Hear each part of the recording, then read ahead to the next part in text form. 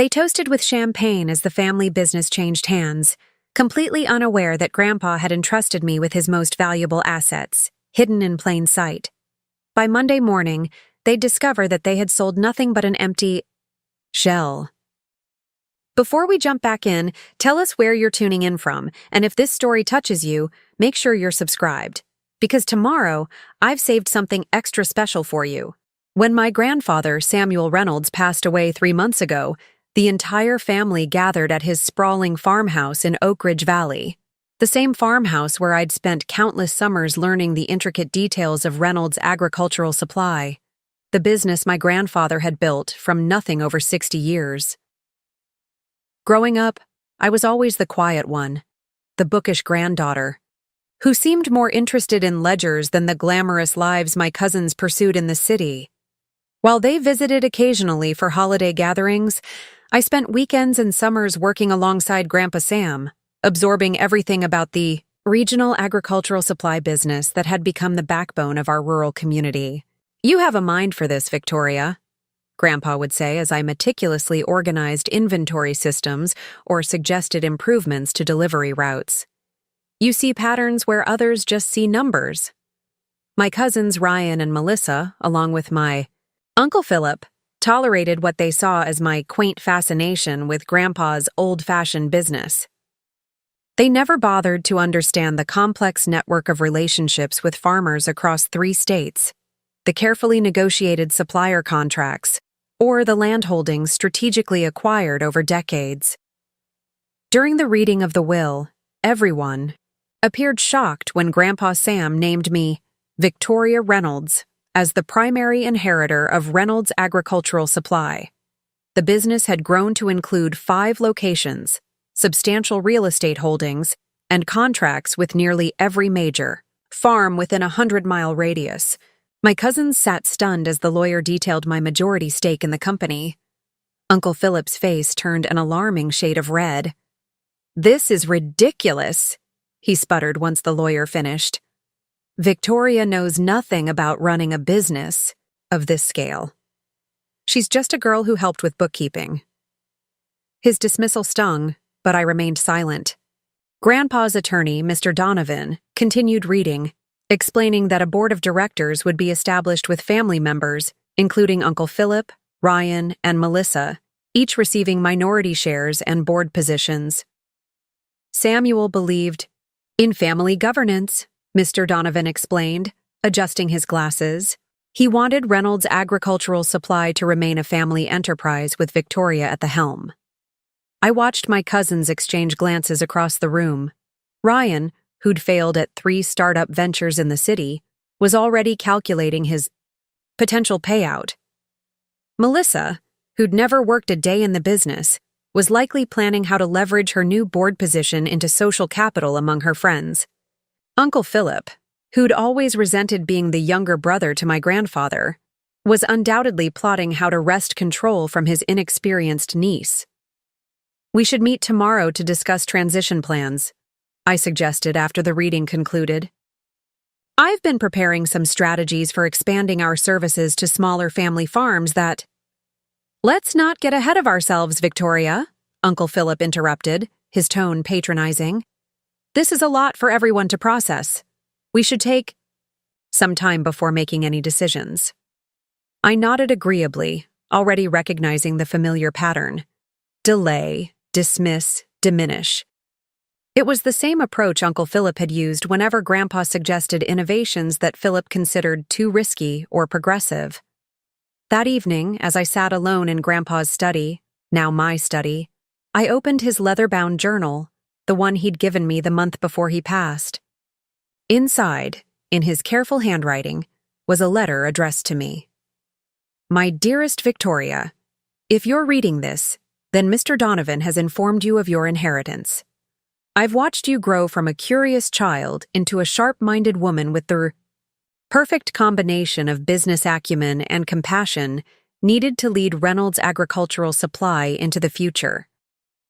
I've also watched my son and his children grow increasingly detached from the values that built this company.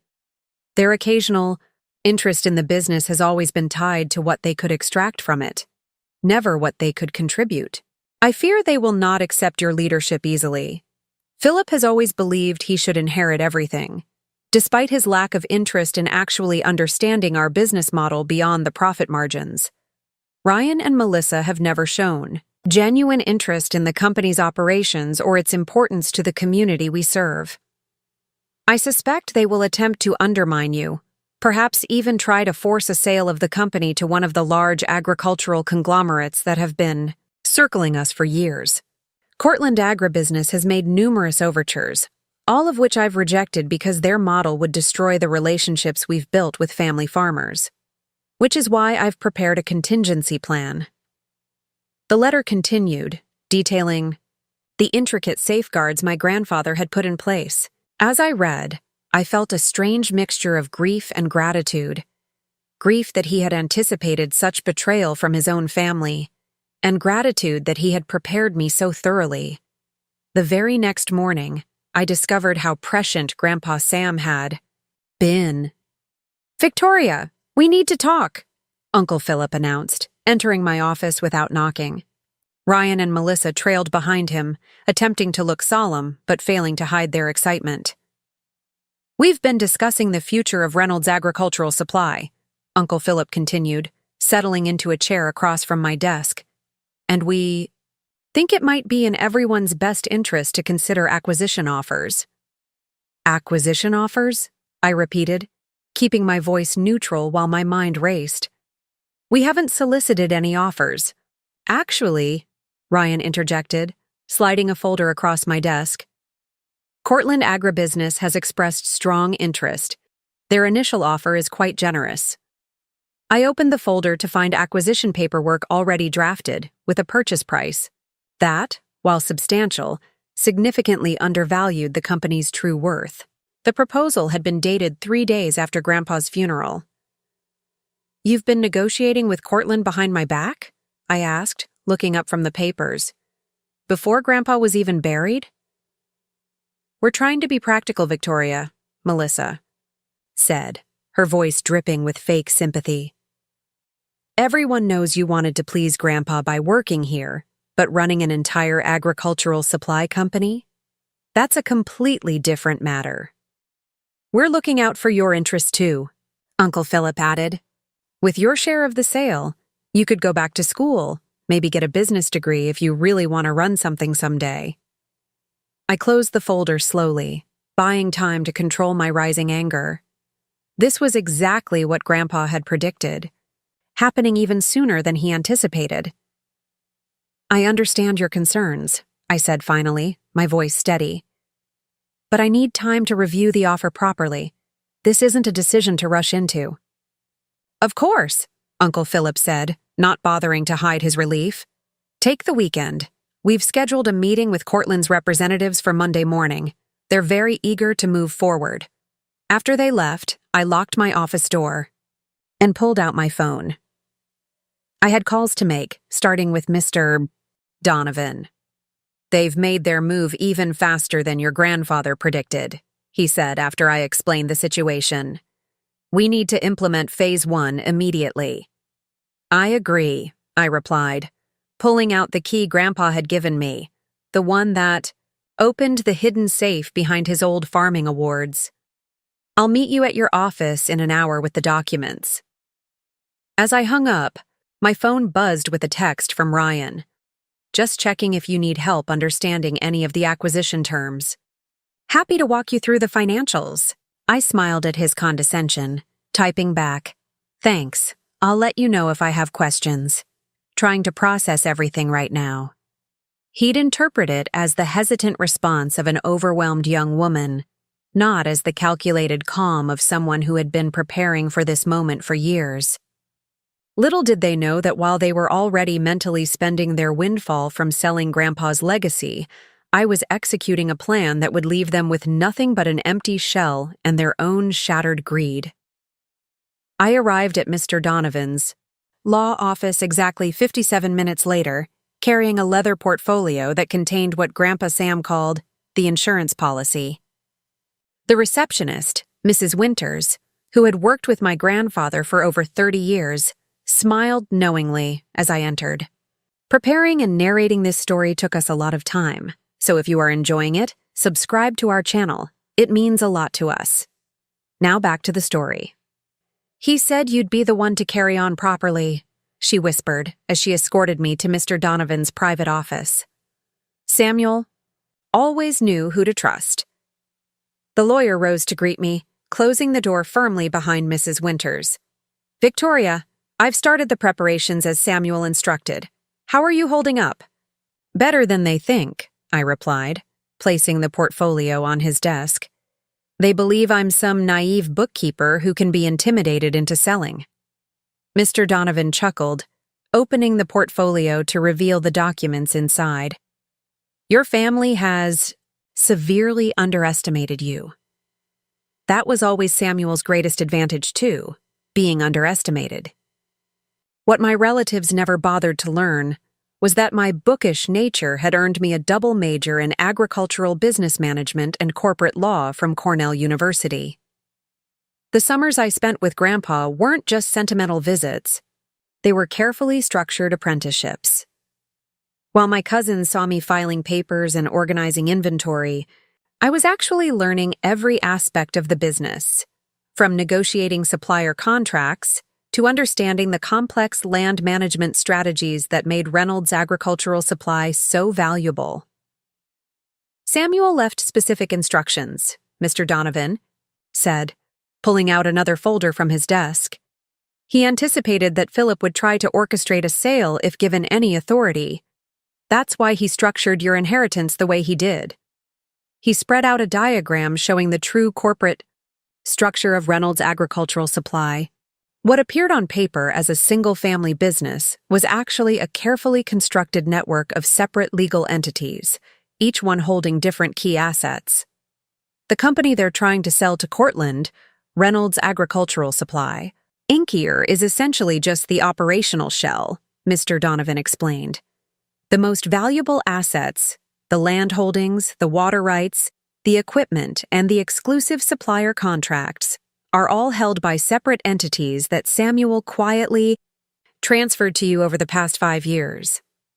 I nodded, remembering the legal homework Grandpa had me complete on my visits. The annual gifting program. Exactly. Each birthday, Christmas, and graduation, while your cousins received checks, you received shares in these separate entities. By the time Samuel passed, you had complete ownership of Reynolds Holdings. I'll see Oak Ridge Valley Properties and Heartland Supplier Network, the companies that actually own everything of value. The brilliance of Grandpa's strategy was in its simplicity and legality. Everything had been properly documented, taxes paid, transfers recorded. Nothing could be challenged as improper or underhanded. "But they don't know this?" I asked, although I already knew the answer. "Philip never bothered to understand the corporate structure," Mr. Donovan confirmed. "He saw the board position as a status symbol, not a responsibility. He signed the annual reports without reading them. Your cousins are even more oblivious." What struck me most was not my family's greed. I had long ago accepted that reality, but their lack of curiosity. They never wondered why Grandpa's business thrived while similar operations failed during the agricultural crisis 5 years ago. They never questioned how he managed to secure exclusive contracts with suppliers when larger corporations couldn't. They simply assumed it was luck or some old-school relationship building. They never realized it was strategic brilliance. "What about the employees?" I asked, thinking of the loyal team who had worked alongside my grandfather for decades. "Samuel took care of them too," Mr. Donovan assured me, pulling out another document. "Key personnel have already been transferred to Heartland Operations, another entity under your control. The remaining staff have guaranteed positions and transition bonuses waiting." This was the grandfather I knew, thorough, fair, and always 3 steps ahead. While cultivating his image as a simple, old-fashioned businessman, he had built a sophisticated enterprise designed to withstand precisely this type of family betrayal. "So when Cortland purchases Reynolds Agricultural Supply," I began, They'll get the name, the flagship store building which is actually leased, not owned, and a customer list that's practically worthless without the supplier relationships. Mr. Donovan finished, a hint of satisfaction in his voice. They're corporate raiders, Victoria. They've done this to family businesses across the Midwest. Your grandfather made sure they wouldn't do it to his legacy. I pulled out my phone, checking the time. Uncle Philip texted while I was driving over. They've moved up the meeting with Cortland to tomorrow afternoon. Apparently, the buyers are eager to finalize terms. Mr. Donovan raised an eyebrow. Faster than we anticipated. Are you ready for phase 2? I've been ready for years, I replied, thinking of all those late nights studying corporate structuring with Grandpa. The weekends spent visiting remote properties that were far more valuable than they appeared. The careful introductions to key suppliers and industry contacts who knew to contact me, not Philip, when critical decisions needed to be made. My phone buzzed again, a group text from Melissa to the family. Celebrating our new beginnings tonight. Drinks at Westfield Club at 8, bringing the champagne. I showed Mr. Donovan, who shook his head slowly. They're celebrating before the deal is even finalized.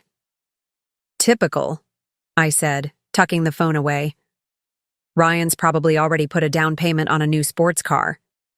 Will you attend their celebration?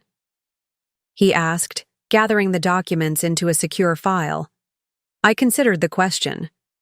Part of me wanted to avoid their premature victory party. Another part, the strategic part Grandpa had nurtured, knew the value of information. Yes, I decided. I need to understand exactly what they've promised Cortland. Besides, they'll expect the overwhelmed, intimidated version of me to make an appearance. Just like Samuel taught you, Mr. Donovan nodded approvingly. Keep your competition comfortable until the moment you're ready to move. As I prepared to leave, Mr. Donovan handed me one last envelope. Samuel left this for you. He said to give it to you when the plan was in motion. Inside was a simple handwritten note and a small key. The note read, "The vault in the study floor contains everything else you'll need. They never knew it existed, because they never bothered to look beyond the surface, just like they never saw your true potential. I'm proud of you, Victoria." Grandpa, he record. I inherited Grandpa's business, but my family sold it. They had no idea. Grandpa had a backup plan. Soft piano music fades in. They toasted with champagne as the family business changed hands, completely unaware that Grandpa had entrusted me with his most valuable assets, hidden in plain sight. By Monday morning, they'd discover that they had sold nothing but an empty shell. The Westfield Club exuded old money and exclusivity, everything my grandfather had deliberately avoided despite his success. As I handed my car keys to the valet, I could already see my family through the large windows of the private dining room, glasses raised in celebration. Uncle Philip's booming laugh carried across the parking lot. Taking a deep breath, I smoothed my modest navy dress and prepared to play my role. "Victoria, you made it!" Melissa exclaimed as I entered, her enthusiasm clearly amplified by the champagne she'd already consumed. She air-kissed near my cheek, the scent of expensive perfume overwhelming. "We weren't sure you'd come." "I wouldn't miss a family gathering," I replied quietly, accepting a glass of champagne I had no intention of drinking. The private room buzzed with energy. Uncle Philip held court at the head of the table, surrounded by not just family, but several people I recognized as his country. Club friends, wealthy locals who had always treated Grandpa with a mixture of respect and condescension. They had never understood how a simple farm supplier had managed to build more wealth than their inherited fortunes. "Here she is," Uncle Philip announced, gesturing grandly in my direction. The reluctant heiress who's wisely decided to let the professionals take over. Polite laughter rippled through the group. I forced a small smile, not correcting his presumption. "Victoria," Ryan approached, lowering his voice in what he probably thought was a compassionate tone. "No hard feelings?" About the sale, right? Grandpa meant well, but this is really for the best. You're just starting out. You don't need the burden of a failing agricultural business. Failing? I questioned, keeping my voice innocent. The quarterly reports showed 15% growth. Ryan waved dismissively. Surface numbers. The industry is changing. Consolidation is inevitable. Small operations like ours can't compete with the big players long term. It took significant self-control not to correct him. Reynolds' agricultural supply wasn't small by any measure, and its strategic positioning made it exceptionally competitive. But Ryan, with his series of failed startups and business school dropout status, had always considered himself the family's financial expert. I suppose you understand these things better than I do, I conceded, feeding his ego while mentally cataloging another example of his dismissive attitude. Throughout the evening, I moved quietly among the guests, listening more than speaking. Each conversation revealed another layer of their betrayal, not just to me, but to Grandpa's legacy and vision. Philip tells me you'll be pursuing other opportunities, Mrs. Harrington, a longtime family friend, said sympathetically as we stood near the dessert table. Such a shame your grandfather didn't see that the business needed more experienced leadership. He was a man of tradition, I replied, non-committally. Well, tradition doesn't grow businesses, she said, patting my arm condescendingly. Philip has such exciting plans for his share of the proceeds. A venture capital fund, I understand. I nodded, adding this information to my mental file. So Uncle Philip wasn't just selling out of resentment. He had specific plans for reinventing himself as a venture capitalist. How predictable. Across the room, Melissa was showing off preliminary designs for a boutique she planned to open in the city. It's always been my dream, she gushed to her friends. Curated fashion for the discerning client. The sale is basically perfect timing. I excused myself to use the restroom, using the moment of privacy to document these revelations in the Notes app on my phone. Each family member's plans for spending their windfall provided additional evidence of their motives, evidence that could prove useful if they attempted to challenge what was coming. When I returned, I noticed Uncle Philip and two men in expensive suits had moved to a corner table. I recognized one as Daniel Walsh, Cortland Agribusiness's Regional Acquisition Director. The other, based on photos I'd researched, was likely Robert Kessler, their legal counsel. Victoria, Uncle Philip called, waving me over. These gentlemen from Cortland wanted to meet you. I approached with deliberate hesitancy, maintaining my facade of uncertainty. Ms. Reynolds, Walsh extended his hand. A pleasure to meet you. Your family speaks highly of your dedication to your grandfather. His tone suggested that dedication was a quaint but impractical quality, something to be admired in theory but dismissed in practice. Mr. Walsh, I acknowledged, shaking his hand with a grip that was purposefully weaker than my usual. I understand you're interested in our company. Very much so, he confirmed. Cortland has been admiring Reynolds' agricultural supply for some time. Your grandfather built something special, but in today's market, scale is everything. Integrating. With our operations will allow his legacy to continue within a more sustainable structure. The corporate doublespeak was impressive. Integrating meant dismantling. Sustainable structure meant laying off most of the employees and extracting all possible value before discarding what remained. I see, I murmured, looking down as if processing this wisdom. And the community relationships? The family farms that depend on our flexible credit terms? Walsh and Kessler exchanged a quick glance that confirmed everything I needed to know. We'll certainly honor existing contracts, Walsh said smoothly. As they come up for renewal, we'll evaluate each relationship based on our standard metrics. Translation? They'd squeeze every small farmer until they either went bankrupt or sold to larger agricultural corporations, likely Cortland's other subsidiaries. That's reassuring, I lied, noting Uncle Philip's impatient expression. He clearly feared I might raise objections that could complicate his payday. "Victoria is still processing everything," he interjected, placing a hand on my shoulder, in a gesture that appeared supportive but felt controlling. "She's understandably emotional about changes to her grandfather's company." "Completely understandable," Walsh nodded with practiced sympathy. "Family businesses involve deep emotional connections. That's why we structure our acquisitions to honor the founding vision while adapting to market realities." More elegant deception. I'd researched Cortland thoroughly. They had a well-documented history of acquiring family businesses with promises of preserving their legacy, then systematically dismantling everything that made them special. "We're looking forward to tomorrow's meeting," Kessler added.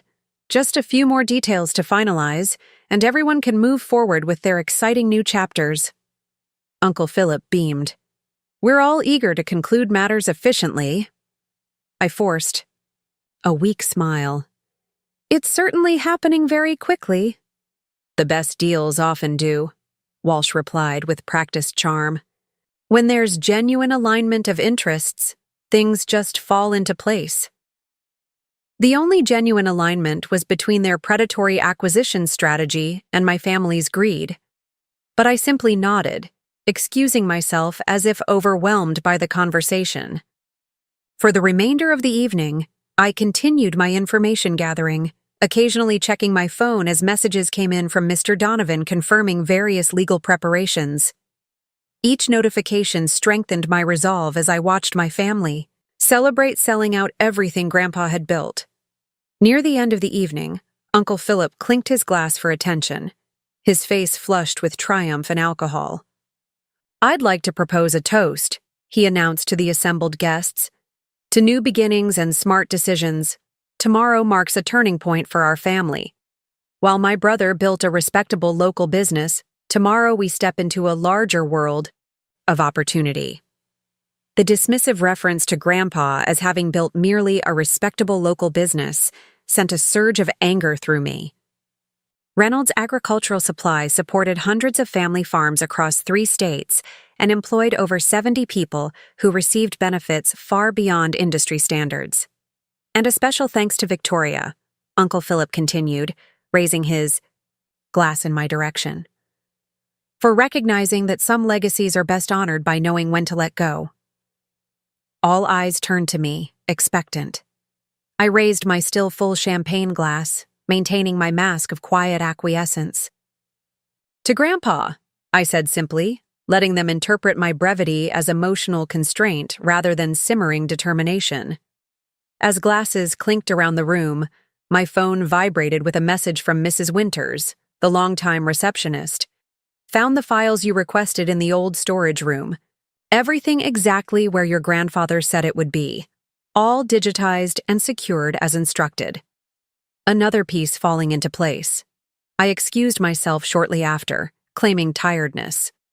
As I waited for the valet to bring my car, Ryan joined me outside. "You're doing the right thing, Vic," he said, using the childhood nickname I'd always disliked. "This deal is the best outcome for everyone." "I'm sure you believe that," I replied, keeping my tone neutral. "Look, I know it seems fast, but that's business, when opportunity knocks and all that." He rocked on his heels, already mentally spending his share. "I'm thinking of investing in a tech startup. Maybe you'd want to come work with me? Something fresh, away from all the boring agricultural stuff." The invitation, clearly an afterthought meant to assuage his conscience, was so patronizing that I almost broke character. Instead, I smiled faintly. "That's thoughtful, Ryan. Let's get through tomorrow first." My car arrived, and I left him, standing there, confident in his victory and oblivious to the fact that he was celebrating the sale of an empty shell. As I drove away from the Westfield Club, I finally allowed myself a genuine smile. They had spent the evening revealing their true intentions, confirming every suspicion Grandpa had shared with me over the years. Their betrayal wasn't just of me. It was of his vision, his employees, the community he'd supported, and ultimately themselves. They were so focused on the short-term windfall that they hadn't bothered to understand what they were selling or to whom. When I reached the farmhouse, my farmhouse now, I headed straight to Grandpa's study. Using the key from Mr. Donovan's envelope, I located and unlocked the hidden floor vault, revealing a metal container full of additional documents, hard drives, and a leather journal with detailed notes about each family member's previous attempts to extract value from the business. This wasn't just documentation for legal protection. It was a chronicle of pattern recognition. Grandpa had been logging their behaviors for years, anticipating this exact scenario. And now, those records would help me execute the final phases of his contingency plan. I settled into his leather chair, my chair now, and began reviewing everything, preparing for tomorrow's performance. By the time the Cortland executives realized what they were actually buying, my family would have already spent money they would never receive. And by the time my family understood what had happened, I would have already secured what truly mattered. Not just the assets, but the legacy and future of everything Grandpa had worked to build. The farmhouse was quiet as I spread the contents of Grandpa's vault across his desk at 5:30 the next morning. Sleep had been brief but sufficient. Years of early mornings working alongside Grandpa had conditioned me to function well on minimal rest. The first hints of dawn filtered through the study's east-facing windows as I methodically organized everything into actionable categories. The landline rang, one of the few people who still use that number. "I figured you'd be up," came the gruff voice of Hank Lawson, Grandpa's closest friend and the former regional agricultural commissioner. Now retired, he still commanded immense respect among the farming community. "Couldn't sleep," I admitted, grateful for the call. "Too much to prepare." "Samuel told me this day might come," Hank said. "Told me to check in on you when it did." "You holding up okay?" "I'm ready," I assured him. "Just reviewing the final pieces of his contingency plan." Hank chuckled, a sound like worn leather.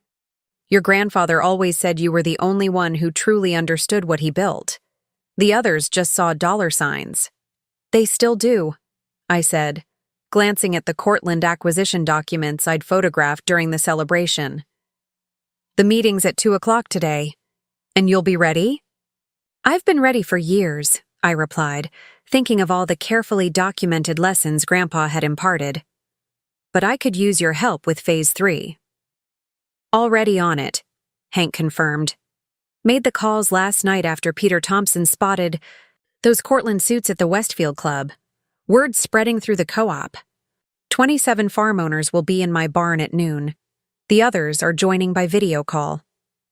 This was part of Grandpa's genius. He'd built relationships strong enough that even after his death, people rallied to protect his vision. The agricultural cooperative he'd helped establish 15 years ago represented over 200 family farms across the region. While my family saw these farmers as mere customers, Grandpa had seen them as partners and friends. "Perfect," I said. "Mr. Donovan, and I will present the new structure then."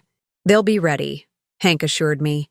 "Nobody wants Cortland controlling the regional supply chain. Your grandfather protected these families for decades. They haven't forgotten." After hanging up, I returned to my preparations. The documentation from the vault included detailed dossiers on each Cortland executive involved in agricultural acquisitions. Grandpa had meticulously tracked their previous deals, documenting promises made and broken, communities impacted, and families displaced. When small farms could no longer survive Cortland's predatory pricing.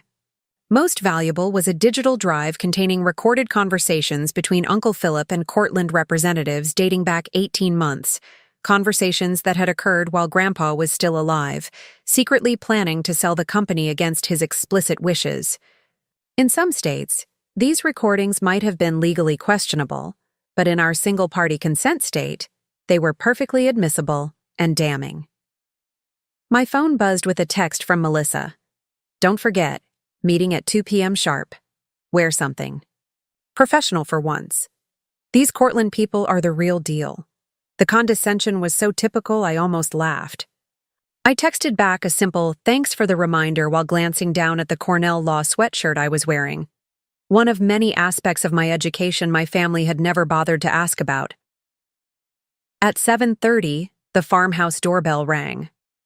Maya Chen, the brilliant IT specialist who had maintained Reynolds' systems for the past decade, stood on the porch with a laptop bag and determination in her eyes. "You look just like him when you're planning something big," she noted as I let her in. Same strategic expression. "I'll take that as the highest compliment," I replied, leading her to the study. "Thank you for coming so early." "Are you kidding?" "I wouldn't miss this," Maya said, setting up her equipment. "Your grandfather saved my family's farm when Cortland tried to force us out after my parents died. This isn't just business. It's personal for a lot of us." I'd arranged for Maya to handle the technological aspects of our counterplan. As Reynolds' lead systems architect, she had administrator access to all company databases, access that Uncle Philip had never bothered to revoke or even understand. More importantly, she had quietly maintained the separate systems for the other corporations Grandpa had established. "How's the migration coming?" I asked as she connected to our secure server. 97% complete, she reported, pulling up a progress dashboard. By noon, all critical data will be transferred to the new systems. I've implemented the segregation protocols Samuel specified. Reynolds Agricultural Supplies operational data remains in place, but all the valuable analytics, customer relationship histories, and proprietary supply chain algorithms have been migrated to Heartland's secured servers. This was crucial. The operational data left behind would appear complete to a standard corporate review, but without the proprietary systems and relationship histories Grandpa had developed over decades, it was just basic transaction information. Worthless for Cortland's typical acquisition strategy of data mining and customer relationship exploitation. "What about the domain controls?" I asked. "Transitioned last night," Maya confirmed. "Email continuity appears unchanged, but all new communications are being archived on our secure servers, not the legacy system Cortland will acquire." I nodded appreciatively. "And they won't detect." "This?" Maya smiled confidently. "Not unless they have someone better than me. The remaining shell is fully functional. It just doesn't contain anything of real value." While Maya continued her work, I received a call from Teresa Guzman, Reynolds' long-serving HR director who had become our de facto chief of staff. "Victoria, I've finished the employee transition briefings," she reported. "All key personnel have been individually informed of their new positions with Heartland. They've signed the confidentiality agreements and received their retention bonuses." "How are they taking it?" I asked, genuinely concerned about the team's morale. "Relieved," Teresa said firmly. "No one wanted to work under Cortland. Their reputation for post-acquisition layoffs is well known. Knowing they have secure positions with improved benefits has actually boosted morale significantly." This had been one of Grandpa's primary concerns, protecting the people who had helped build his company. The restructuring ensured that valuable employees would continue their work under the new entities, while those few who remained with the shell company would receive generous severance packages once Cortland inevitably downsized. "And the timing works?" I confirmed. "Perfectly," Teresa assured me. "Official transfer notices will be delivered to their Reynolds email accounts at 3:15 today, approximately 1 hour after your meeting with Cortland begins. By then, the acquisition agreement will likely be signed, making it Cortland's problem, not yours." Another piece successfully in place. I thanked Teresa and turned my attention to the financial aspects of our plan. Lindsay Morgan, our chief financial officer and one of Grandpa's most trusted advisors, arrived next. In her 60s with a no-nonsense demeanor, she had managed Reynolds' increasingly complex finances for over 20 years. Uncle Philip had tried to force her into early retirement multiple times, never succeeding and never understanding that her loyalty was to the company's mission, not to him. "The account transitions are complete," she reported, setting her briefcase on the desk. "All supplier payment protocols now route through Heartland's systems. The Reynolds accounts retain exactly the minimum operating capital required by the corporate bylaws, not a penny more." "And the outstanding receivables?" I asked. "Redirected as of midnight," Lindsay confirmed. "New customer payments now flow to Heartland accounts. The shell company will show healthy financial statements based on historical performance, but the actual cash flow has already been diverted." This was perhaps the most elegant aspect of Grandpa's plan. The company's financial statements, which Cortland had undoubtedly reviewed, showed a profitable enterprise with strong cash flow.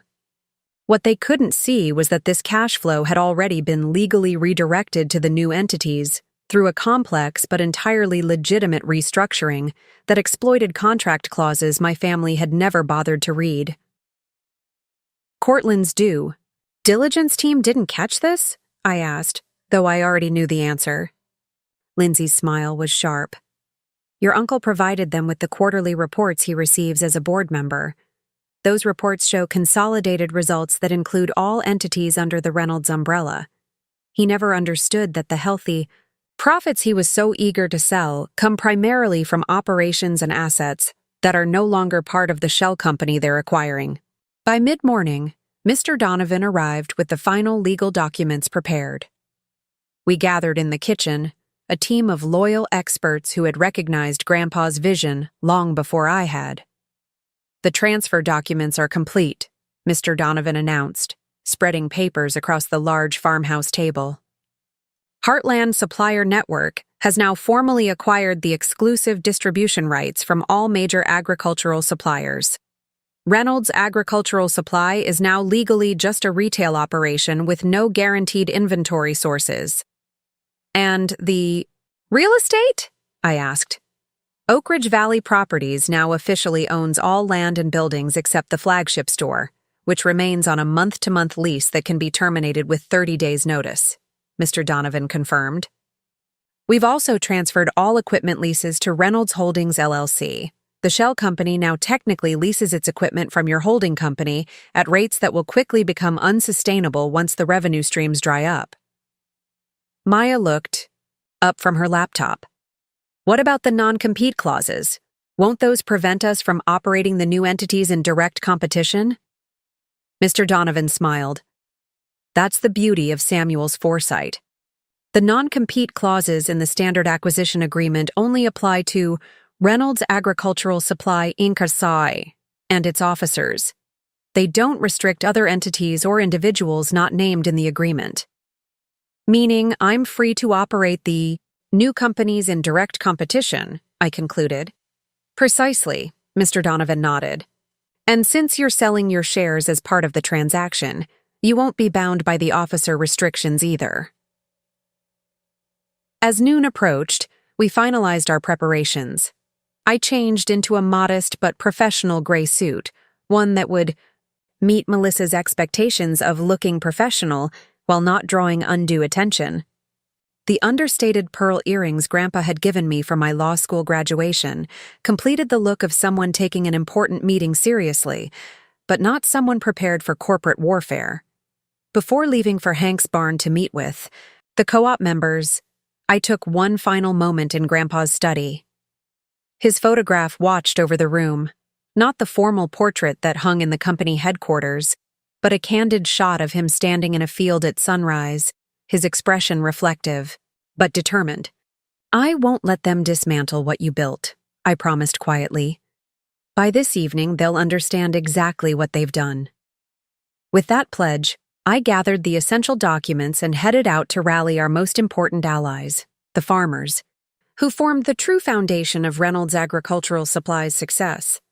Hank's barn had been transformed from an agricultural storage space into an impromptu meeting hall. Hand-built wooden benches arranged in a semicircle faced a projection screen rigged against hay bales. Farmers in work clothes and caps filled the space, some still with soil on their boots from morning chores. These weren't corporate executives or venture capitalists. They were the backbone of our rural economy, people who understood the value of hard work and handshake agreements. As I walked down the center aisle, conversations quieted. Many of these faces I'd known my entire life, men and women who had watched me grow up, who had taught me to drive tractors and identify crop diseases long before I learned corporate law. Their expressions ranged from curious to concerned, but not one showed the condescension I'd grown accustomed to from my family. "Victoria's here," Hank announced unnecessarily, his weathered hand gesturing me forward. On a folding table near the makeshift stage sat an old-fashioned speakerphone connected to a conference line for those who couldn't attend in person. "Thank you all for coming on such short notice," I began, my voice stronger than I'd anticipated. "As many of you have heard, my family is finalizing the sale of Reynolds Agricultural Supply to Cortland Agribusiness this afternoon." Murmurs of displeasure rippled through the audience. Cortland's reputation had preceded them. Their aggressive acquisition strategy had already claimed 3 family-owned agricultural businesses in neighboring counties, each followed by price hikes, service reductions, and broken promises. "What your grandfather feared has come to pass," said Eleanor Wilson, no relation, a third-generation wheat farmer. "Philip never understood what Samuel built was more than just a business." "No, he didn't," I acknowledged. "But my grandfather understood my family better than they understood themselves. He anticipated this scenario and prepared accordingly." I nodded to Mr. Donovan, who connected his laptop to the projector. A corporate structure diagram appeared on screen, showing the complex web of entities my grandfather had created. "Reynolds Agricultural Supply, the company being sold today, is just one component of a larger network," I explained, using a laser pointer to highlight different sections. "The most valuable assets, exclusive supplier contracts, real estate holdings, equipment, proprietary software, and intellectual property are all held by these separate entities, which my grandfather transferred to me over the past 5 years."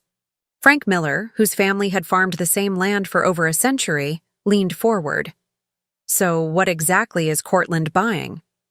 "An empty shell," I replied, unable to keep a note of satisfaction from my voice. "They're purchasing the Reynolds name, the flagship store's month-to-month lease, basic operational systems, and non-exclusive customer relationships." "What about our accounts?" asked Sarah Tran, whose family operated one of the largest rice farms in the state. "We've had credit arrangements with Reynolds for decades." "Your relationships remain secure," I assured her. "As of last night, all supplier and customer accounts have been transferred to Heartland Supplier Network, a company now under my sole control. Your credit terms, discount structures, and payment arrangements remain unchanged." Relief visibly spread through the assembled farmers. For many, the flexible credit terms Reynolds offered had been a lifeline during tough seasons. Cortland was notorious for imposing rigid payment schedules that pushed farmers toward bankruptcy, then acquiring their distressed properties at bargain prices. "What happens after the sale?" asked Gregory Patel, adjusting his cap. "Cortland will realize what they've purchased pretty quickly." "They will," I nodded. "And that's where we need your partnership. Cortland's acquisition strategy depends on customers having no alternative supplier. But you will have an alternative: Heartland Agricultural Partners." I gestured to Mr. Donovan, who advanced to the next slide showing the new company logo, similar, enough to the Reynolds design to evoke familiarity, but distinct enough to avoid legal challenges. "Beginning tomorrow morning, Heartland will commence full operations from our secondary locations, all of which are owned by Oak Ridge Valley Properties, another entity under my control.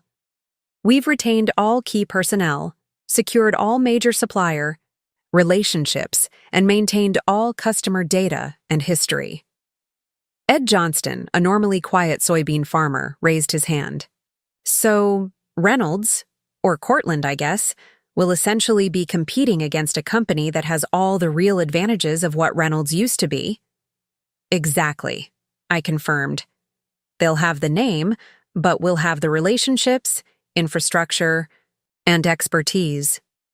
Your grandfather would be mighty proud, Hank said, nodding approvingly. But Victoria, we need to know, what do you need from us to make this work? This was the critical part of the plan, the community engagement Grandpa had valued above all else. Without these farmers' support, even our carefully constructed legal maneuvers might not succeed. 3 things, I replied. First, patience. There will be confusion in the marketplace as Cortland realizes what they've purchased. They'll likely make aggressive counteroffers and promises to win back your business. I paused, making eye contact with as many farmers as possible. Second, partnership. The new company structure includes a formal advisory board consisting of co-op representatives. You'll have a direct voice in major decisions affecting the agricultural community, something Cortland would never offer. Approving nods circulated through the barn. This kind of genuine input was rare in an industry increasingly dominated by corporate conglomerates. And third, prompted Eleanor. Spread the word, I said simply. Let other farmers know they have a choice, that they don't have to accept Cortland's terms or watch another local business be dismantled for corporate profit. The discussion continued for another hour as we addressed specific concerns and finalized transition plans. By the time we concluded, a new sense of purpose had replaced the initial anxiety. These weren't just customers. They were partners in preserving something essential to our community's future. As the meeting dispersed, Hank approached with Frank Miller and Eleanor Wilson. We've been talking, Hank said, gesturing to the small group of senior farmers. We'd like to make a statement of our own today. What kind of statement? I asked, intrigued. Frank smiled, the expression transforming his weathered face. We thought we might pay a visit to Reynolds' headquarters. Around, say, 2:30? Just when your family's meeting with Cortland should be wrapping up. Eleanor nodded. Nothing disruptive, just a group of concerned customers inquiring about the sudden change in ownership. Maybe asking some pointed questions about future, credit terms, delivery schedules, and community commitments. I couldn't help but smile at the elegant simplicity of their proposal. That would certainly make an impression on Cortland's executives. We thought so too, Hank agreed with a wink. They should understand exactly what they're walking into. After leaving the barn meeting, I had just enough time to return to the farmhouse and prepare for the upcoming confrontation. Mr. Donovan accompanied me, reviewing final details for the afternoon's performance. Remember, he counseled as we pulled into the driveway, the key is to maintain your composure no matter what happens. Your family and Cortland will likely become quite agitated when they realize the situation. I've been practicing my surprised face, I assured him wryly. I want to appear appropriately shocked when Uncle Philip realizes what he's actually sold. Inside, I changed from my modest suit into an even more deliberately understated outfit. A simple blue blouse and gray skirt that matched my family's perception of me as unsophisticated in business matters. I removed my pearl earrings in favor of small silver studs that had belonged to my grandmother. The transformation was subtle but effective, presenting exactly the image of the overwhelmed granddaughter they expected to see. My phone buzzed with messages from both Ryan and Melissa, each reminding me not to be late and to let Uncle Philip handle the talking. I responded with appropriately meek acknowledgments, further reinforcing their misperceptions. At 1:15, I received a call from Maya. Final systems transition complete, she reported. All critical data has been migrated, and the automated email notifications are scheduled for 3:15. Once those deploy, everyone will understand exactly which company they're actually working for. Perfect timing, I confirmed. Have you received any inquiries from Cortland's technical team? Just routine access requests, Maya replied. They're planning a systems review next week. They'll have full access to exactly what we want them to see, and nothing more. As I prepared to leave, Teresa called with one final update. The new business cards and letterhead have been delivered to all secondary locations. Signage teams are standing by to rebrand as soon as you give the word.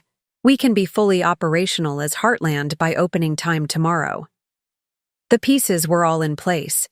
I gathered the documents I would need for the meeting, deliberately bringing only the standard shareholder materials my family would expect me to have, nothing that would prematurely reveal our countermoves. Mr. Donovan watched me with an appraising eye as I collected my modest portfolio. "You truly are Samuel's granddaughter," he observed. "I've never seen anyone so composed before walking into this kind of confrontation." "Grandpa taught me that business isn't about emotional outbursts or dramatic gestures," I replied, checking my appearance one last time in the hallway mirror. "It's about strategy, patience, and recognizing that sometimes the strongest position is the one your opponent doesn't see coming." At 1:30, I climbed into my practical sedan, not the luxury vehicle my cousin Ryan drove or the status symbol SUV Melissa preferred. This, too, was part of the image I had cultivated, the unassuming appearance that had allowed my family to underestimate me for so long. "Ready for this?" Mr. Donovan asked as we pulled away from the farmhouse. I thought about Grandpa, about his vision for the company, about the community that depended on the business he'd built. I thought about the years of dismissive comments from my family, their assumption that my dedication to learning the business was merely sentimentality rather than genuine commitment. "I've been ready for years," I replied, a sense of calm determination settling over me. They just never bothered to notice. As we drove toward Reynolds' headquarters, my phone lit up with a message from Uncle Philip. "Meeting room is prepared." Cortland team arrived early, very eager to finalize terms. "Try not to say anything that might complicate matters." I smiled at his continuing condescension, typing back a deliberately timid response. "On my way." "Just feeling a little overwhelmed by everything." His reply came quickly. "Perfectly normal. Just follow my lead. This is the best outcome for everyone." "For everyone except Cortland and my family," I murmured to myself as we pulled into the headquarters parking lot. The Cortland executives' luxury cars were already there, along with Uncle Philip's Mercedes and the sports car Ryan had recently leased in anticipation of his windfall. I took a deep breath, centering myself for the performance ahead. In less than 2 hours, everything would change. The quiet, overlooked granddaughter was about to reveal herself as the strategic heir Grandpa had always intended me to be. And my family would finally understand the true cost of underestimation. The Reynolds Agricultural Supply Headquarters. Lobby featured a wall of photographs chronicling the company's 60-year history. As I entered with Mr. Donovan at my side, I paused briefly before the centerpiece image. Grandpa at 28, standing proudly in front of his first storefront, a weather-beaten building barely large enough to house the essential farming supplies he'd started with. "Your grandfather kept that photo as a reminder," the receptionist, Nancy, said warmly. "He said success wasn't about how big you became, but about never forgetting why you started." I nodded, grateful for her words as she buzzed us through to the executive floor. In the elevator, Mr. Donovan checked his watch. "It's 1:48. The system transitions are complete, correct?" "Fully operational," I confirmed quietly. Heartland's systems went live at noon. The email notifications are set for 3:15. The elevator doors opened to reveal Melissa waiting, her expression a mixture of impatience and condescension. She wore an expensive designer suit that seemed excessive for a small-town business meeting, clearly dressed to impress the Cortland executives. "Finally," she said, checking her watch. "You're cutting it close. Everyone's already in the boardroom." She lowered her voice, scanning my modest outfit with poorly concealed disapproval. "Couldn't you have worn something more impressive? These Cortland people are serious business people." "This seemed appropriate," I replied mildly, allowing a hint of nervousness to show through. I didn't want to appear pretentious. Melissa sighed dramatically. Well, it's too late now. Just try to look confident, even if you don't feel it. And remember, let Uncle Philip handle the negotiations. Of course, I agreed, following her down the hallway. Mr. Donovan walked beside me, his briefcase containing the only documentation that mattered, the proof that the transactions about to occur would be binding despite their fundamental misunderstandings. The Reynolds boardroom featured floor-to-ceiling windows overlooking fertile farmland that stretched to the horizon. Grandpa had designed it this way deliberately, ensuring that even the most corporate discussions would occur with a clear view of the agricultural foundation that supported everything. Conversation stopped as we entered. Uncle Philip stood at the head of the table, flanked by the Cortland executives I'd met at the celebration dinner. Ryan sat nearby, already looking bored with the proceedings despite their life-changing implications. 2 Cortland attorneys and their financial officer occupied the other side of the table, laptops open and documents spread before them. "Victoria, there you are," Uncle Philip said with forced joviality. "We were just discussing the transition timeline with our new partners." I noted his choice of words, "our new partners," as if he would maintain some connection to the business after the sale. Cortland's CEO, Walsh, offered no correction to this fantasy. "Mr. Donovan," Walsh acknowledged with professional courtesy, "I didn't realize you'd be joining us today." "Just ensuring all parties have proper legal representation," Mr. Donovan replied pleasantly. "Standard practice for transactions of this magnitude." Uncle Philip's smile tightened almost imperceptibly. He'd clearly hoped to exclude my attorney from these final discussions. "Victoria, you remember Daniel Walsh and Robert Kessler from Cortland," Uncle Philip continued smoothly. "And this is Patricia Vega, their CFO, and Michael Burke, their transition manager." I greeted each with a firm handshake, but deliberately subdued demeanor. Vega assessed me with sharp eyes, her expression betraying mild curiosity about my role. Burke barely looked up from his laptop, already planning the dismantling of what he believed he was acquiring. "Shall we get started?" Uncle Philip suggested, gesturing to the chairs. "We've prepared the final transfer documents as discussed, with the adjustments your legal team requested." As everyone settled around the table, I took the seat furthest from the action, positioning myself as an observer rather than a decision-maker. Mr. Donovan sat beside me, quietly opening his briefcase. "Before we proceed," Walsh began, "I'd like to clarify the immediate transition plans. As discussed with Philip, we intend to begin integration immediately, with Cortland management teams arriving tomorrow to commence operational assessment." The speed was predictable. Cortland's standard acquisition playbook involved rapid takeover to prevent any assets or key personnel from escaping their grasp. What Walsh didn't know was that this urgency would only accelerate his discovery of what they'd actually purchased. "That timeline works for us," Uncle Philip confirmed without consulting anyone else. "Reynolds' staff has been informed that ownership changes are coming, though specific details have been withheld pending today's finalization." Another convenient fiction. The staff had indeed been informed, but not in the way Uncle Philip believed. Teresa's carefully worded internal memo had prepared them for significant organizational changes, without specifying the nature of those changes. "Excellent," Walsh nodded. "Our priority is ensuring continuity for your agricultural customers while we implement Cortland's enhanced efficiency protocols." The euphemism for their cost-cutting and price-hiking strategies made me suppress a smile. By this time tomorrow, those agricultural customers would already be receiving deliveries from Heartland trucks. The meeting proceeded with methodical corporate efficiency. Presentations outlined Cortland's integration strategy, transition timelines, and financial projections. I remained quiet, occasionally taking notes or nodding thoughtfully, playing the role of the intimidated granddaughter overwhelmed by corporate proceedings. During a discussion of supplier contracts, I noticed Vega frowning slightly at her laptop screen. "These exclusive supply arrangements," she said, looking up at Uncle Philip. They transfer with the company, correct?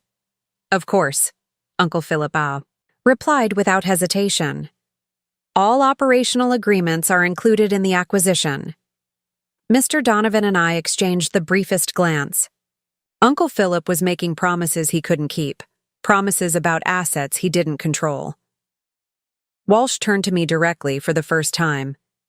Victoria, as someone who worked closely with your grandfather, you must have insight into these supplier relationships. Any concerns about transition issues we should address? The question presented a delicate moment. My first opportunity to plant seeds of doubt without revealing our full strategy. Grandpa always emphasized the personal nature of our supplier partnerships, I replied carefully. Many were built on decades of mutual trust. I'm sure they'll be interested to understand Cortland's approach to these relationships.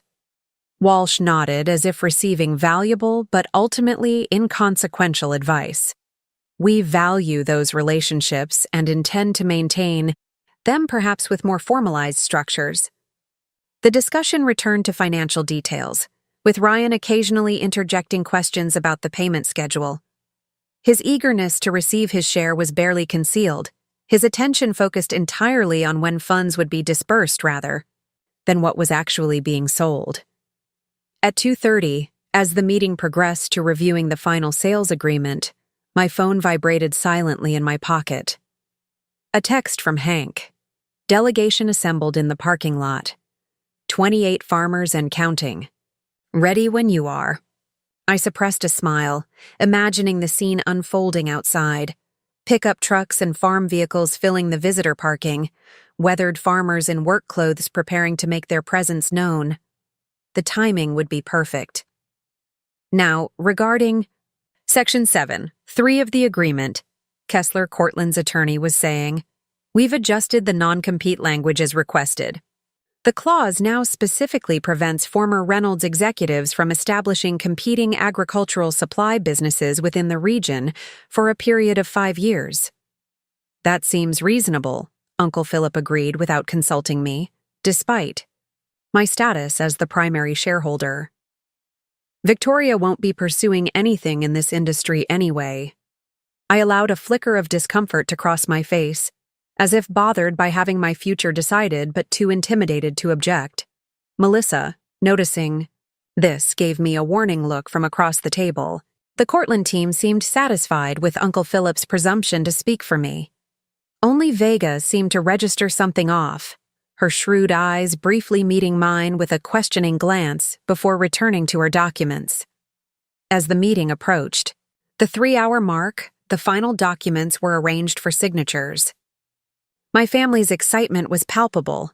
Uncle Philip straightening his tie repeatedly, Ryan checking his watch as if calculating how quickly he could reach the luxury car dealership, Melissa already texting friends about celebration plans.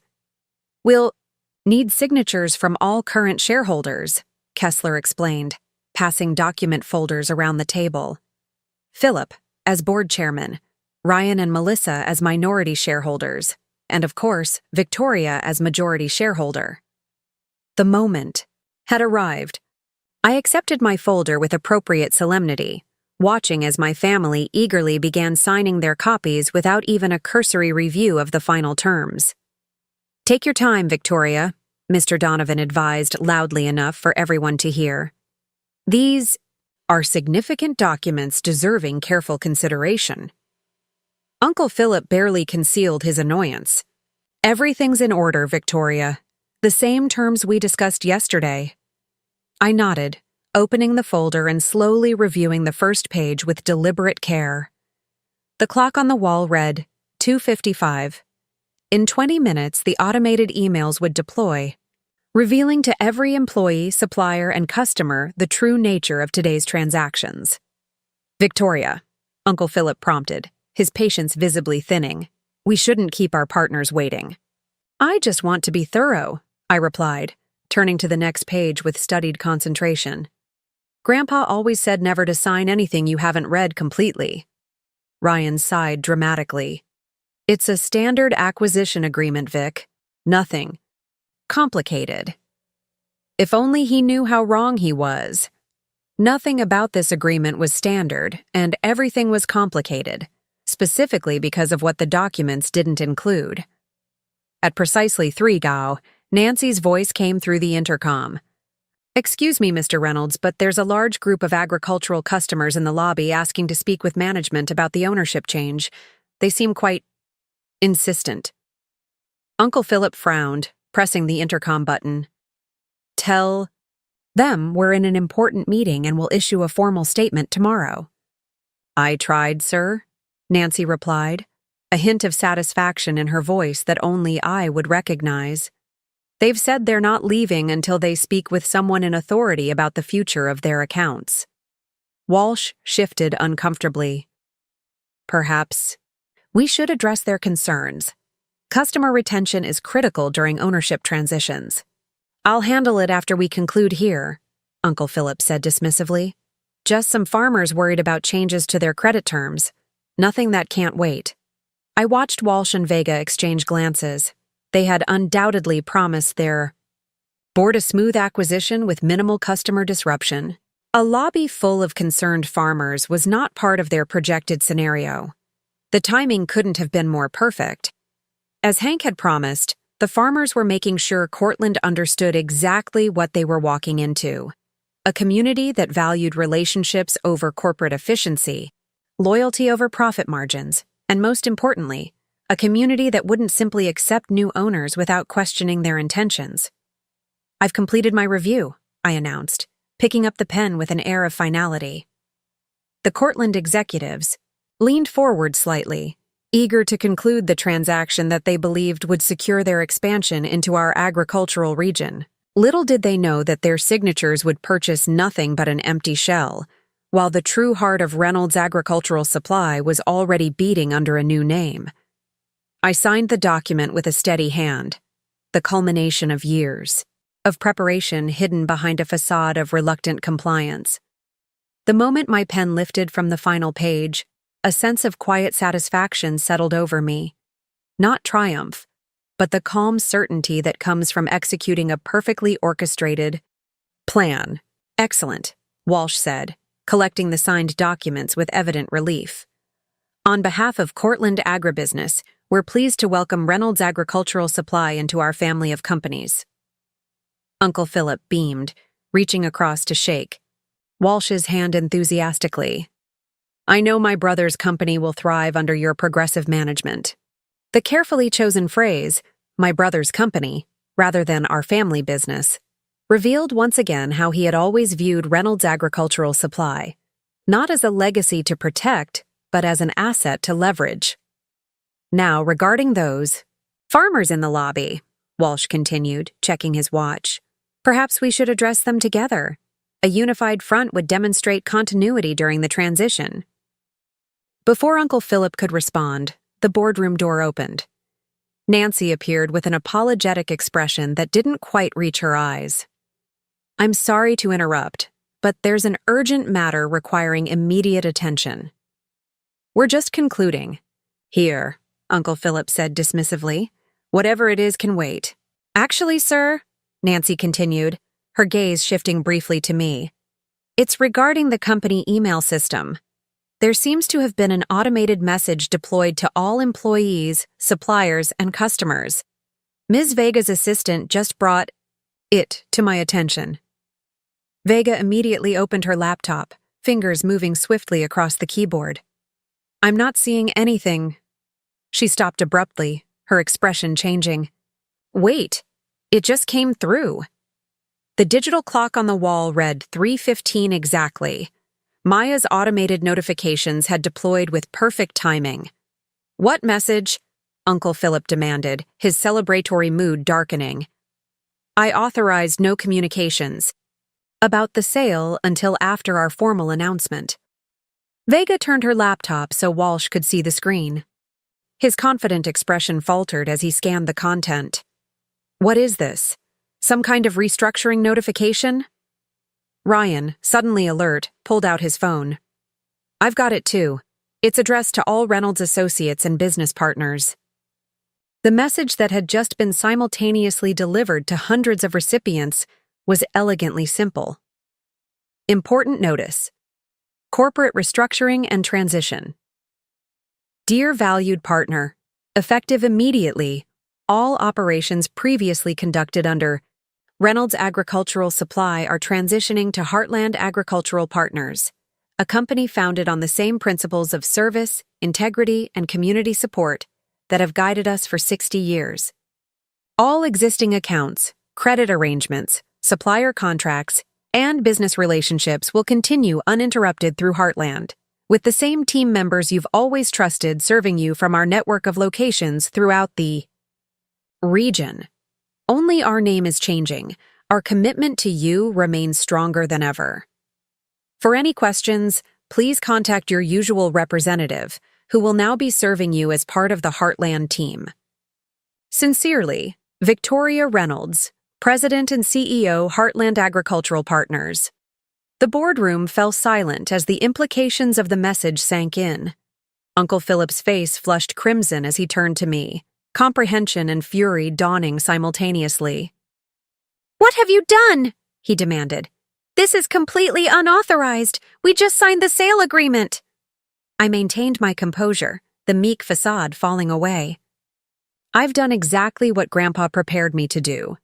I've preserved the true value of his life's work." Walsh's expression hardened as he turned to his attorney. "Kessler, what's happening here? Is this some kind of last-minute negotiation tactic?" Mr. Donovan chose this moment to intervene, his calm professional tone cutting through the tension. "Not a tactic, Mr. Walsh. A reality you should have discovered during due diligence. What you've purchased today is Reynolds Agricultural Supply, Inc., a corporate entity that, while legitimate, no longer holds the assets you believed you were acquiring." "That's absurd," Uncle Philip sputtered. "The company is the company." "Actually," I corrected him, opening my own folder and sliding the documents across the table, "the company is a carefully structured network of entities. Reynolds Agricultural Supply, Inc. is merely the operational shell. The real assets, the land, buildings, supplier contracts, equipment, intellectual property, and customer data, are all held by separate companies that weren't included in today's transaction." Melissa stared at me with disbelief. "That's not possible. We're on the board." "Of Reynolds Agricultural Supply, Inc. and your crew," Mr. Donovan clarified. "You never served on the boards of Reynolds Holdings LLC, Oak Ridge Valley Properties, or Heartland Supplier Network, the entities that actually own everything of value. Those companies have been under Victoria's sole control for years." Ryan lunged for the documents, scanning them with growing horror. "These transfers are dated. These go back 5 years. How did we not know about this?" "Because you never read the reports," I said simply. "You signed off on annual financial statements showing payments to affiliated entities without ever questioning what those entities were or who controlled them. Grandpa transferred the assets gradually, year by year, while you collected your board stipends and focused on the profits without understanding their source." The Cortland executives were rapidly shifting from confusion to anger as they realized the nature of what they'd purchased. Walsh turned to Vega. "Pull up the asset list from the due diligence report." She was already furiously typing. Our team verified the consolidated financial statements showed substantial assets and property holdings. Consolidated statements, I emphasized, which included all affiliated entities under the Reynolds umbrella. But the purchase agreement you just signed specifically covers only Reynolds Agricultural Supply, Inc., not the affiliated companies that own the actual assets. Kessler snatched the acquisition agreement, flipping through pages with growing agitation. "This is fraud. You deliberately misrepresented the company structure." "Not at all," Mr. Donovan replied calmly. "Every document provided was factually accurate. The consolidated statements clearly labeled affiliated entities as separate legal structures.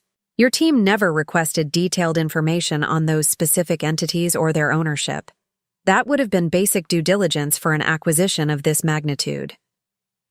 The perfect legal truth hung in the air. Cortland had failed to perform. Proper due diligence, assuming they were dealing with an unsophisticated family business instead of a carefully structured corporate network. Uncle Philip turned on me, his voice trembling with rage. You manipulated the situation. You let us believe we were selling the entire company. I never once claimed you had the authority to sell what you didn't own, I replied evenly. You made assumptions based on your own ignorance of the business structure, ignorance that stemmed from never bothering to truly understand what Grandpa built. Walsh's face had turned an alarming shade of red. The supplier contracts, the customer base, the proprietary inventory system, where are they? Transferred to Heartland as of midnight, I confirmed. All legally executed with proper documentation. The shell you purchased retains non-exclusive rights to the customer list, but the relationships themselves have already been secured by our new entity. Vega was now on her phone, frantically giving instructions to someone on the other end. After a moment, she looked up with barely controlled fury. Our team just attempted to access the Reynolds supplier database. The system shows all major supplier contracts were formally transferred to Heartland Supplier Network 3 weeks ago, with supplier confirmations on file. That's impossible, Uncle Philip insisted. I would have been notified of such transfers, as board chairman. The board of Reynolds Agricultural Supply Inc. has no authority over transactions conducted by separate legal entities, Mr. Donovan explained patiently, as if to a child. Those companies operate under different governance structures clearly documented in corporate filings that have been publicly available for years. Ryan slumped in his chair, the reality finally hitting him. So, what exactly did we sell them? A name, I said simply. A building lease that expires in 30 days. An inventory management system without the proprietary algorithms that make it valuable. And customer relationships that, as of 3:15 today, have been officially transferred to Heartland. The silence that followed was broken by the intercom once again. Excuse me, Nancy's voice came through, poorly concealing satisfaction. But the group of farmers in the lobby is growing. There are now over 40 agricultural customers asking specifically to speak with Ms. Reynolds about transferring their accounts to Heartland. Walsh slammed his hand on the table. This is corporate sabotage. We'll challenge these transfers in court immediately. You're welcome to try, Mr. Donovan replied unperturbed. But I should inform you that all transfers were executed according to contractual terms that Mr. Reynolds here approved as board chairman. The documents bear his signature, though I doubt he recalls signing them, given his habit of approving paperwork without reading it. Uncle Philip paled, suddenly remembering the stacks of quarterly compliance documents he'd mindlessly signed over the years. Additionally, I added, sliding another folder toward Walsh, you might want to review these before pursuing legal action. Inside were printouts of email exchanges between Uncle Philip and Cortland representatives dating back 18 months, conversations explicitly discussing selling the company while my grandfather was still alive, against his documented wishes. In our single-party consent state, these legally obtained communications would deeply complicate any litigation Cortland might pursue. How did you get these? Uncle Philip whispered, recognizing his own words on the page. Grandpa may have appeared to be an old-fashioned businessman, I replied, but he understood modern technology well enough to recognize threats to his legacy, both external and internal. The boardroom door opened again, this time revealing Teresa, now wearing a Heartland name badge. Victoria, the transition team is assembled in Conference Room B. Maya has confirmed all systems are fully operational under the new structure, and Lindsay has the financial transfer protocols ready for your final approval. Thank you, Teresa, I acknowledged, standing up. Please inform our agricultural partners in the lobby that I'll speak with them shortly.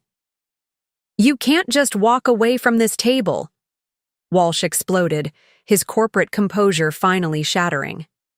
We've just paid $37 million for what appears to be an empty shell. A transaction my family eagerly executed, I noted calmly. Perhaps you should discuss your concerns with your new business partners. As if on cue, my phone buzzed with notifications. Maya had timed the final stage perfectly. Heartland Agricultural Partners' new website had just gone live, featuring a message about continuing the Reynolds legacy under new management, along with a familiar team of faces that the agricultural community had trusted for decades. "You planned this all along," Melissa accused, her voice quavering between anger and disbelief. "While we were celebrating last night, you were executing this coup." "No," I corrected her. "Grandpa planned this years ago. He knew exactly what would happen when he passed away.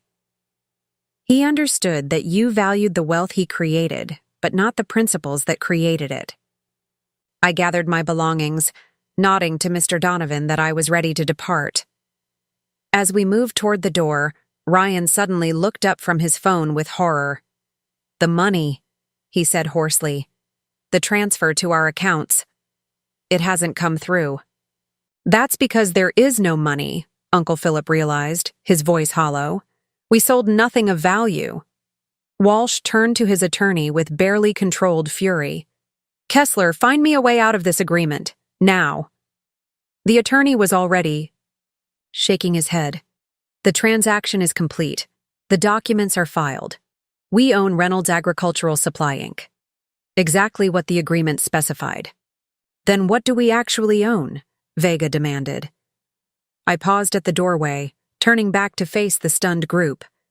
"A very expensive lesson in due diligence, Ms. Vega. Something my grandfather taught me was priceless."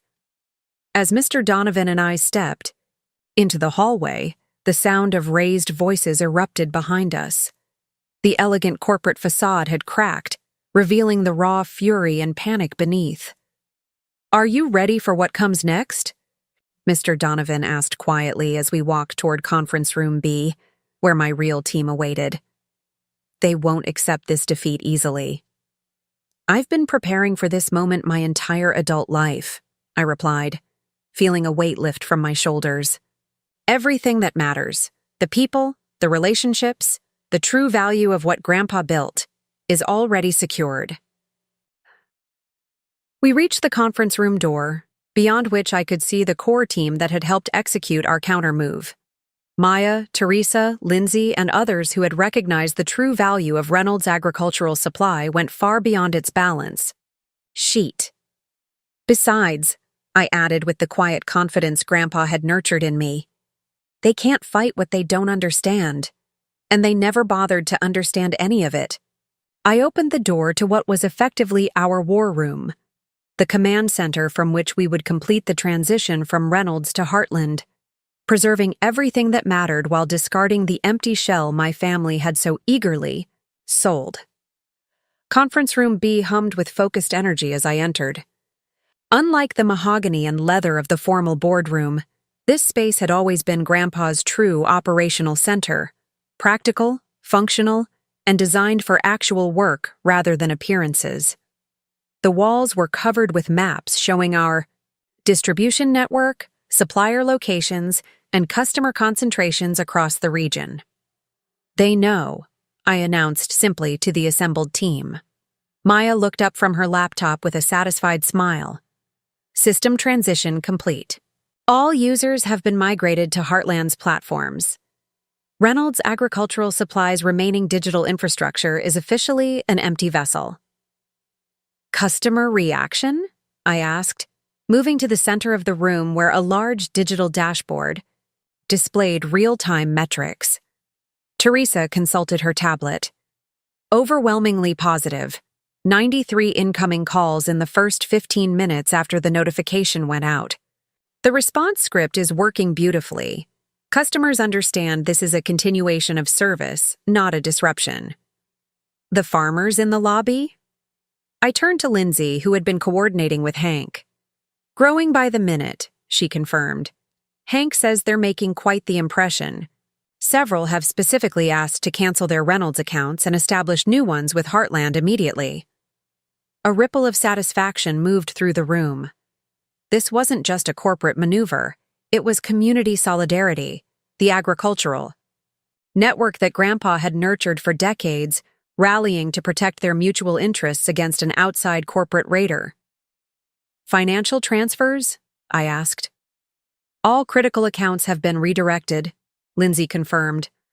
The shell company retains exactly the minimum operating capital required by the corporate bylaws, which will be depleted within approximately 3 weeks given their fixed expenses and now non-existent revenue stream. Mr. Donovan, who had been observing with quiet approval, added, "Perfect timing.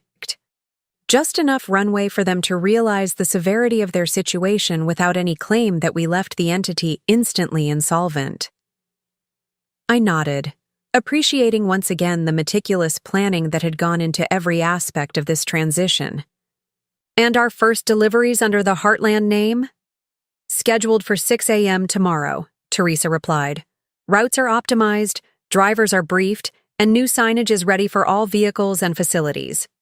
The only location not rebranded will be the flagship store, which remains Reynolds Agricultural Supply as per the sale agreement." A knock at the door interrupted our briefing. Nancy peered in, her expression both apologetic and amused. "Victoria, the situation in the main lobby is getting rather theatrical. Mr. Walsh attempted to address the farmers, but they're insisting on speaking with you directly." "I'll be right there," I assured her. Turning back to the team, I continued, "This is just the beginning. Cortland won't accept defeat easily, and my family certainly won't go quietly once they realize what's happened. Let them come," Maya said with quiet confidence. "Every system, contract, and asset transfer has been triple-checked for legal compliance. There's nothing they can attack that hasn't been thoroughly secured." With a final nod to the team, I left the war room and made my way to the main lobby, now crowded with farmers in work clothes, a stark visual contrast to the corporate suits of the Cortland team, who stood clustered near the reception desk looking increasingly uncomfortable. Hank spotted me first, a broad smile breaking across his weathered face. There she is, Victoria Reynolds, carrying on her grandfather's legacy the right way. The assembled farmers broke into applause, many nodding with approval or raising their caps in respect. These weren't just customers. They were the lifeblood of our rural economy, families who had worked their land for generations and depended on reliable agricultural partners who understood their unique challenges. Walsh attempted to intercept me, his corporate composure visibly strained. "Ms. Reynolds, this public spectacle is highly unprofessional. We should continue our discussion privately." "There's nothing private about what's happening here, Mr. Walsh," I replied, loud enough for the farmers to hear. "Reynolds Agricultural Supply has always operated with transparency and community input. That won't change under its new ownership, yours or mine." I turned to address the gathered farmers directly, feeling a calm confidence that would have made Grandpa proud. "As many of you have already heard, we've established Heartland Agricultural Partners to continue the work my grandfather began 60 years ago. Same team, same values, same commitment to supporting family farms, just a different name."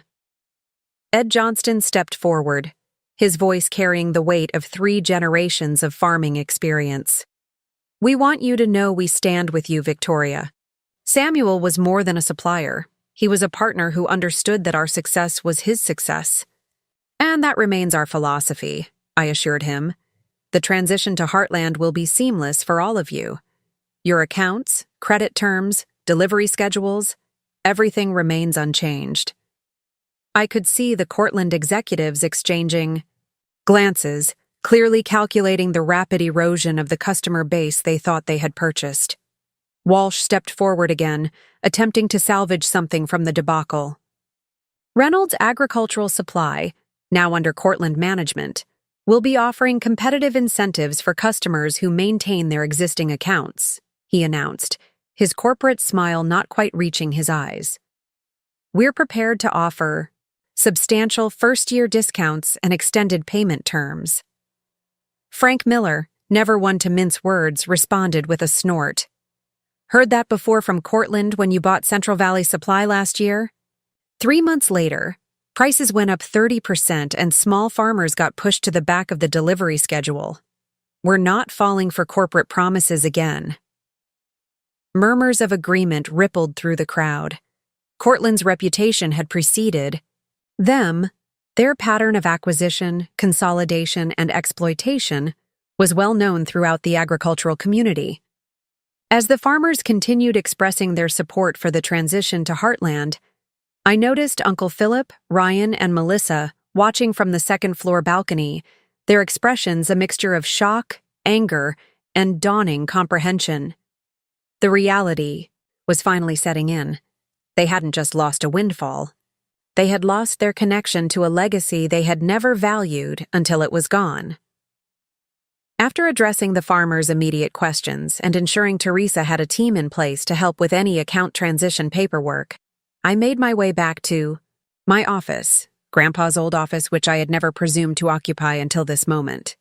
The familiar space, with its wall of agricultural reference books and the faint scent of the pipe Grandpa had reluctantly given up years ago, felt like a sanctuary amid the day's controlled chaos.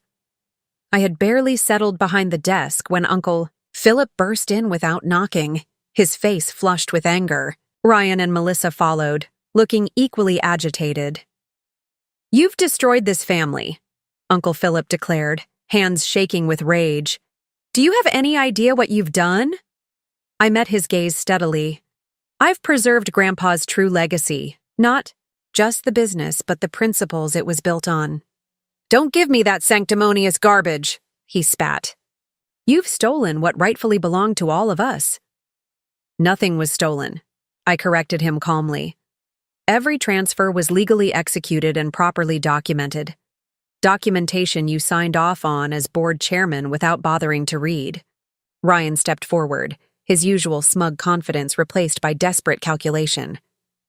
"We can work something out, Victoria. There must be a way to recover from this. Maybe a new agreement that includes all of us in this Heartland company." The transparency of his pivot was almost amusing, from dismissing me as an incompetent bookkeeper to suddenly acknowledging my authority in the span of a few hours. "There's nothing to work out," I replied. "Heartland's ownership structure is established and doesn't include family members who demonstrated no interest in the actual business until they realized its monetary value." Melissa, who had been uncharacteristically quiet, finally spoke. "What about the money? The $37 million Cortland paid? Where is it?" "In the Reynolds Agricultural Supply accounts," I explained patiently, "which you three now own along with Cortland. Congratulations on your new partnership with one of the most notoriously aggressive agricultural conglomerates in the industry." The implications slowly dawned on them. They had sold a hollow company to Cortland, and now they would face Cortland's wrath as co-owners of a worthless shell. The acquisition payment they had expected to divide among themselves would instead go toward operating a company stripped of its valuable assets and customer base. "This isn't over," Uncle Philip threatened, his voice low. "We'll challenge these transfers. We'll expose what you've done." "Feel free to try," I replied, sliding a folder across the desk. "This contains copies of every transfer document, board, resolution, and corporate filing establishing the separate entities and their ownership. Each one bears your signature as board chairman, authorizing the very structure you're now objecting to."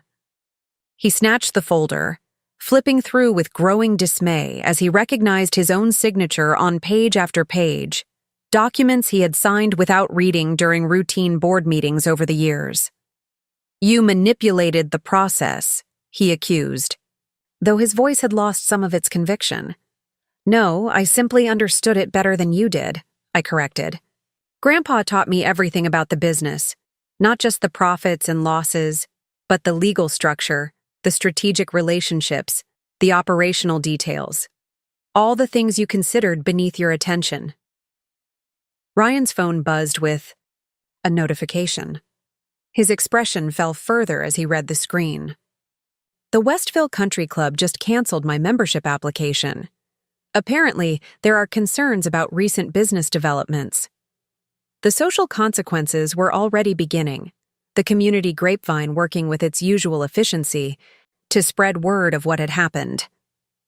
In a small agricultural community where reputation and relationships were paramount, my family would soon discover the true cost of their attempted betrayal. "What do you expect us to do now?" Melissa demanded, her carefully cultivated sophistication crumbling under the weight of reality. "That's entirely up to you," I replied evenly.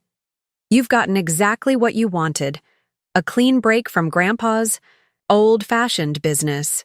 You're now part owners of a Cortland subsidiary with no employees, no assets, and no customers. I suggest you start attending their board meetings with more attention than you showed at ours." Uncle Philip looked as though he might say more, but Mr. Donovan chose that moment to enter the office, his timing impeccable as always. "Victoria, the transition team needs your input on tomorrow's supplier communications," he announced, then acknowledged my family with a professional nod. "I see you're busy with personal matters. Perhaps we should reschedule the operational briefing." "No need," I replied, standing to indicate our family discussion was concluded. My relatives were just leaving to consult with their new business partners at Cortland. The dismissal was clear. After a moment of tense silence, Uncle Philip turned and stormed out, followed by Ryan. Melissa lingered briefly at the door. "You won't get away with this," she said, but the threat sounded hollow even to her own ears. "I already have," I replied simply. Not because I was cleverer, but because I actually cared about what Grandpa built, not just what it was worth. After they left, Mr. Donovan closed the door and turned to me with a hint of admiration. "Your grandfather would have been enormously proud of how you handled that." "There's still much to do," I said, glancing at my watch. "Cortland will be mobilizing their legal team as we speak, and my family will be looking for any vulnerability they can exploit." "Let them try," Mr. Donovan replied confidently. "Everything has been executed by the book. Their own negligence and greed created this situation, not your actions." As evening fell, I remained in the office, finalizing transition details and addressing the countless questions that arose from such a significant organizational change. Outside my window, I could see Cortland executives in the parking lot, engaged in heated phone conversations, undoubtedly reporting to their corporate headquarters the extent of their disastrous acquisition. My phone buzzed with a text from Hank. Word spreading like wildfire. Every farmer in 3 counties knows Heartland is the real Reynolds now. You've done your grandfather proud today. For the first time since the morning's tensions began, I allowed myself a moment of quiet satisfaction. This wasn't just about outsmarting Cortland or outmaneuvering my family. It was about preserving something genuinely valuable, a business built on relationships, community support, and the understanding that true success meant helping others succeed alongside you. The principles Grandpa had instilled in me hadn't just saved his legacy. They had revealed the stark contrast between those who saw business as merely a vehicle for personal enrichment and those who understood its potential as a force for community good. Tomorrow would bring new challenges, legal threats, attempted counterattacks, the complex logistics of fully establishing Heartland's market presence. But tonight, in the quiet of Grandpa's office surrounded by the books and maps that had guided his 60-year journey, I finally felt the weight of uncertainty lift from my shoulders. The path forward was clear, the team was committed, and most importantly, the values that had built Reynolds Agricultural Supply would continue under the Heartland name. My family and Cortland had spent their final night of ignorance celebrating a hollow victory. Tomorrow, they would wake to the reality of what happens when you underestimate not just an opponent, but the power of a legacy built on something more durable than profit margins. I arrived at Heartland's main operations center, formerly Reynolds' secondary warehouse, at 5:15 a.m., just as the eastern sky began to lighten. The building hummed with pre-dawn activity as delivery drivers checked their routes, warehouse, Staff loaded trucks, and the early shift prepared for the day ahead. Everyone wore new caps and jackets emblazoned with the Heartland logo. The green and gold colors a deliberate echo of the Reynolds branding, but with a fresh, forward-looking design.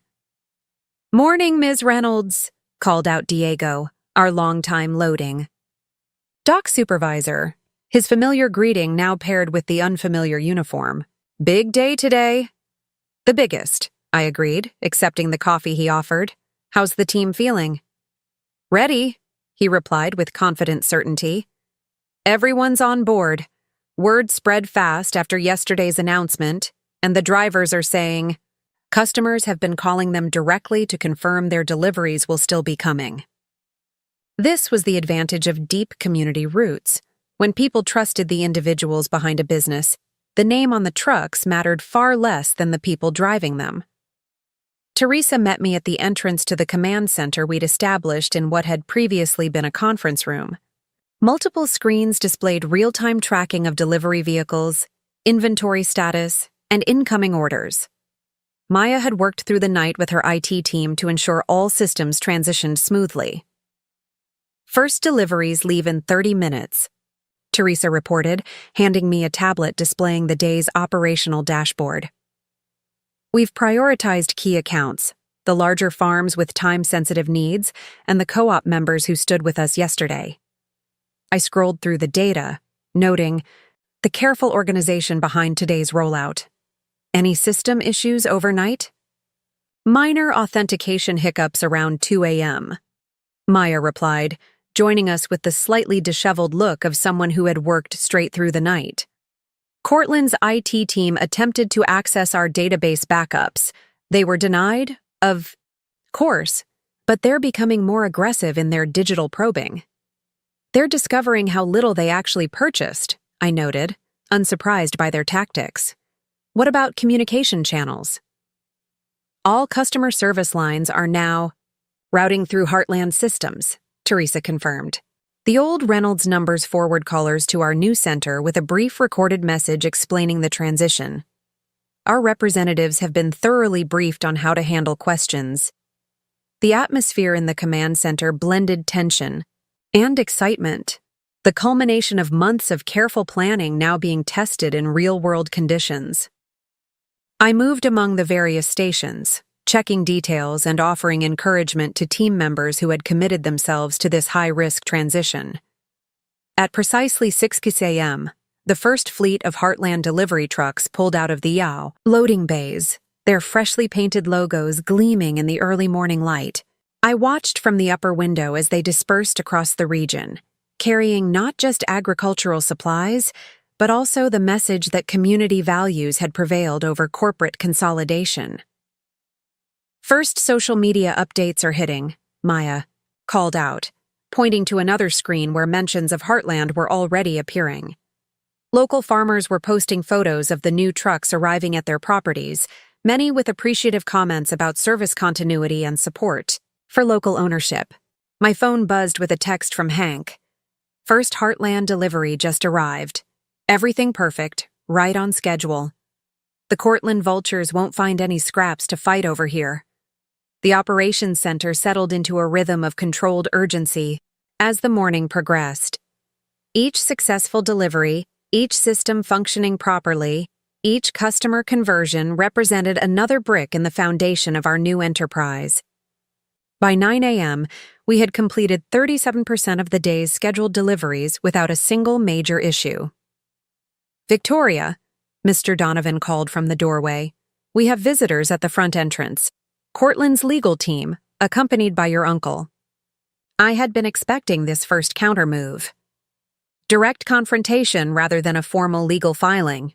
Interesting choice.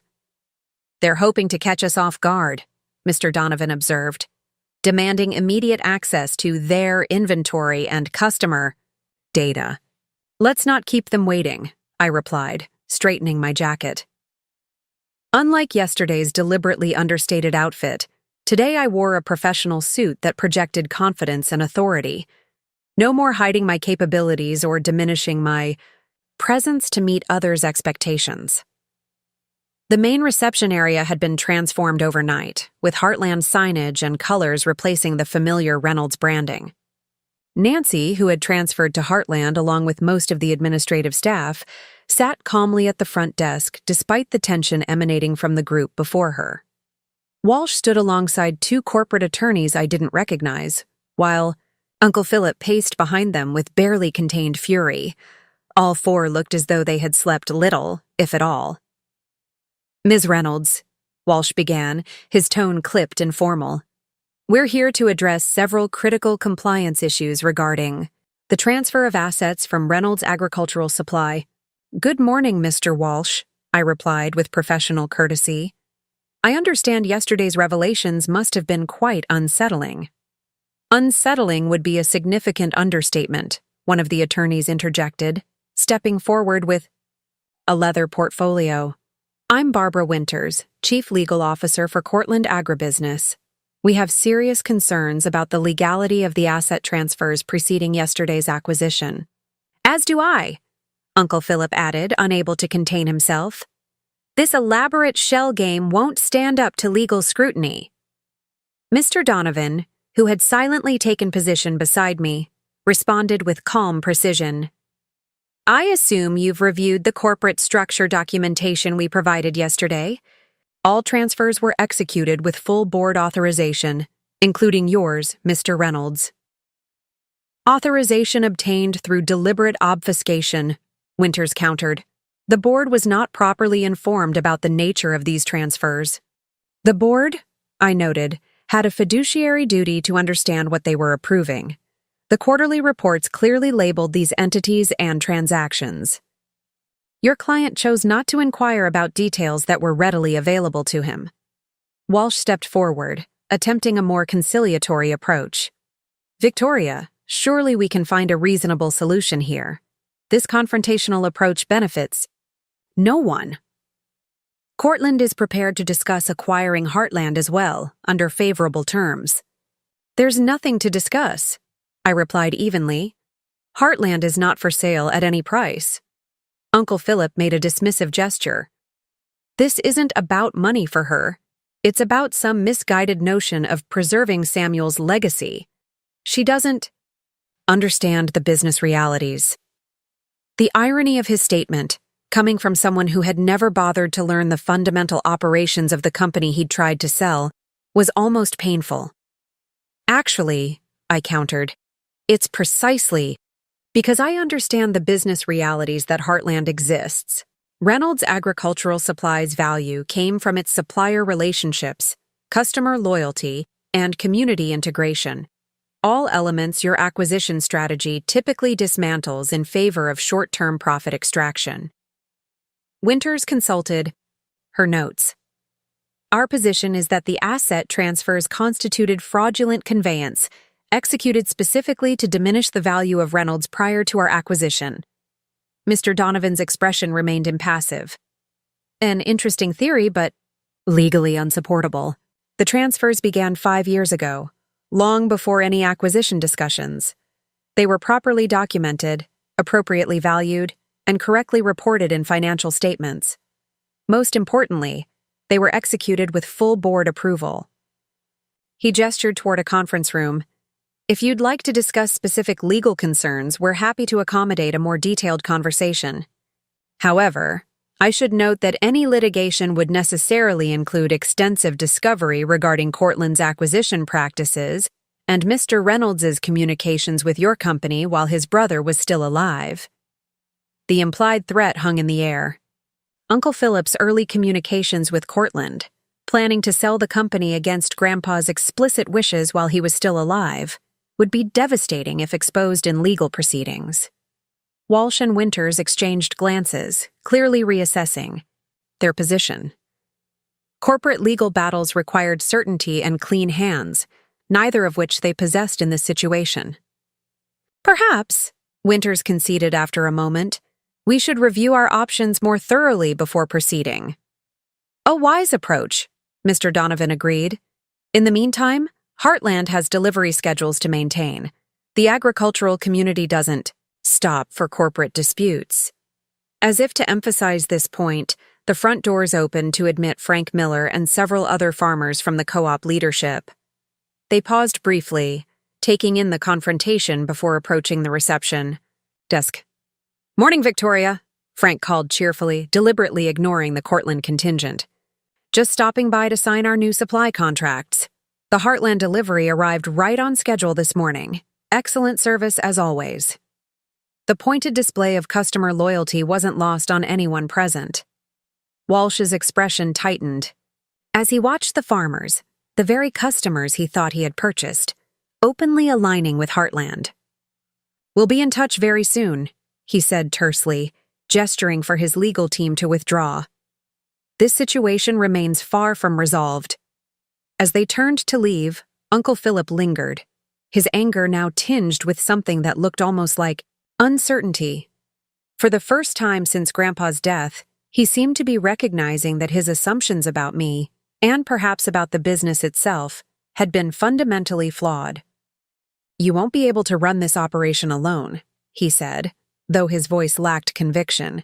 "You don't have the experience." "I'm not running it alone," I replied, gesturing to the busy office around us. "I'm running it with the same dedicated team that made Reynolds successful, the team you never bothered to get to know or value." He had no response to this simple truth. After a moment, he turned and followed the Cortland executives out the door, his shoulders slightly slumped in a way I had never seen before. Once they were gone, Frank approached with a knowing smile. "Round one goes to Heartland, I'd say." "Just the first of many," I acknowledged. "They won't give up easily." "Neither will we," he assured me, gesturing to his fellow farmers. The co-op vote was unanimous last night. Full support for Heartland, immediate transfer of all accounts. We know which side our bread is buttered on. The rest of the morning brought a steady stream of customers finalizing their transition to Heartland, farmers, construction companies, landscaping businesses, and others who depended on our agricultural supplies. Many brought stories of urgent calls from Cortland representatives overnight, offering substantial discounts and incentives to remain with Reynolds. Few had accepted these desperate offers. Most understood that short-term discounts wouldn't compensate for the long-term consequences of allowing a corporate conglomerate to establish monopoly control over their essential supplies. By noon, Maya's dashboard showed 82% of active accounts had already formally transferred to Heartland. The Reynolds Shell Company's customer base was evaporating more rapidly than even our most optimistic projections had anticipated. Regional Agricultural Association just endorsed the transition, Teresa reported, handing me yet another positive update. They're issuing a formal statement supporting continued local ownership of essential agricultural infrastructure. Community after community was aligning with our vision, not because of clever marketing or financial incentives, but because they recognized the fundamental values that had always guided Reynolds were continuing under the Heartland name. After reviewing the midday operational reports, I took a moment to visit the warehouse floor, where the afternoon delivery fleet was being loaded. The workers moved with purpose and pride, many stopping briefly to exchange words of encouragement or share positive feedback from customers they had already visited. Diego approached as I surveyed the activity, his expression thoughtful. "Your grandfather used to do this every day, you know.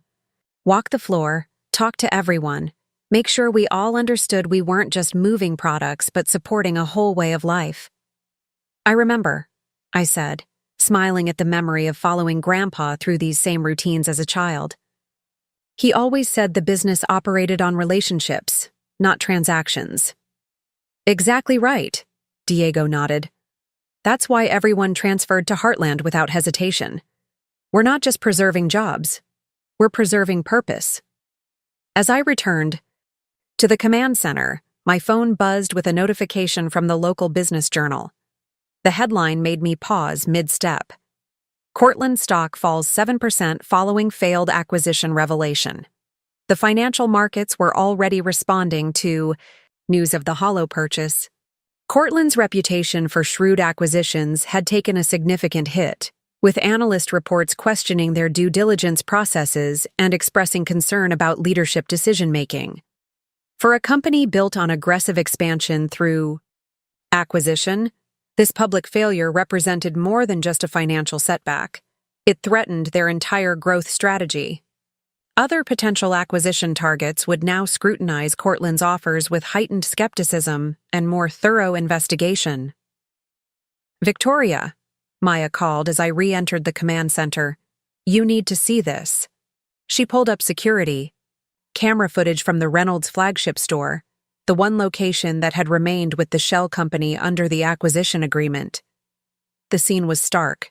Empty shelves, confused customers, and a single Cortland manager attempting to explain the situation to increasingly frustrated farmers. "They have no inventory," Maya explained unnecessarily. "All the supplier contracts transferred to us, so they can't restock without establishing new supplier relationships from scratch." Another screen showed a local news crew setting up outside the store, preparing to report on the bizarre situation of an agricultural supply company with no actual supplies. The swift collapse of the shell company was unfolding exactly as we had anticipated, perhaps even more dramatically. Without inventory, customer relationships, or experienced staff, Reynolds' agricultural supply under Cortland ownership had become little more than an empty building with a familiar name. "Their leadership team just arrived at the airport," Teresa reported, checking another update. "Cortland's CEO and board chairman flew in personally. This has escalated beyond regional management."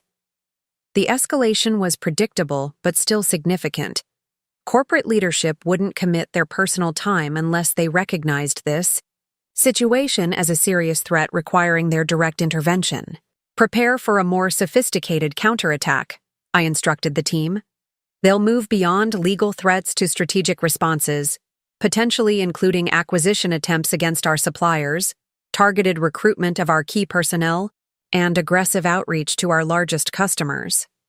The command center team nodded, already planning countermeasures for these anticipated moves. We had gamed out these scenarios repeatedly during our preparation phases, developing specific response protocols for each potential threat. As afternoon turned to evening, the first day of Heartland's official existence was proving to be an unqualified success. Every operational metric exceeded targets, customer transition rates surpassed our projections, and community support continued to build through social media and local news coverage. I took a moment to step outside as the sun began to set, watching as the evening delivery fleet returned from their routes. The drivers waved as they passed, many offering thumbs-up gestures or confident smiles. Despite the tension and uncertainty of this massive transition, there was a palpable sense of pride and purpose among the team. My phone rang, Hank calling with his end-of-day assessment from the agricultural community's perspective. "You've pulled off something remarkable today," he said without preamble. "Not just preserving the business, but strengthening it. Farmers who were considering switching to larger suppliers are coming back, saying they want to support what you're building." "What Grandpa built," I corrected gently. "I'm just ensuring it continues." "He laid the foundation," Hank acknowledged. "But this adaptation, creating Heartland from the bones of Reynolds while outmaneuvering both your family and Cortland, that's all you, Victoria. Samuel would be the first to say so." As twilight deepened into evening, I returned to the command center for final reports. The day's execution had been nearly flawless, a testament to both careful planning and the commitment of a team united by shared values and purpose. Tomorrow would bring new challenges as Cortland regrouped and developed more sophisticated countermoves. My family, too, would likely seek ways to undermine what we had built, whether through legal challenges or community pressure. But tonight, as I reviewed the day's successes and prepared for tomorrow's battles, I felt a deep certainty that we had already won the most important victory, preserving not just a business, but a vision of commerce built on community, relationships, and long-term sustainability rather than exploitation and short-term profit. The path forward was clear, the team was committed, and most importantly, the values that had built Reynolds Agricultural Supply would continue to thrive under the Heartland name. 1 month after Heartland Agricultural Partners officially launched, I stood in the newly completed headquarters building, watching the morning sun illuminate the central atrium. The space featured a floor-to-ceiling mural depicting the agricultural history of our region, from family homesteads to modern farming innovations, with Grandpa's original storefront prominently featured in the timeline. The board members will be arriving in 30 minutes, Teresa reminded me, handing over the final quarterly report. First official meeting as Heartland.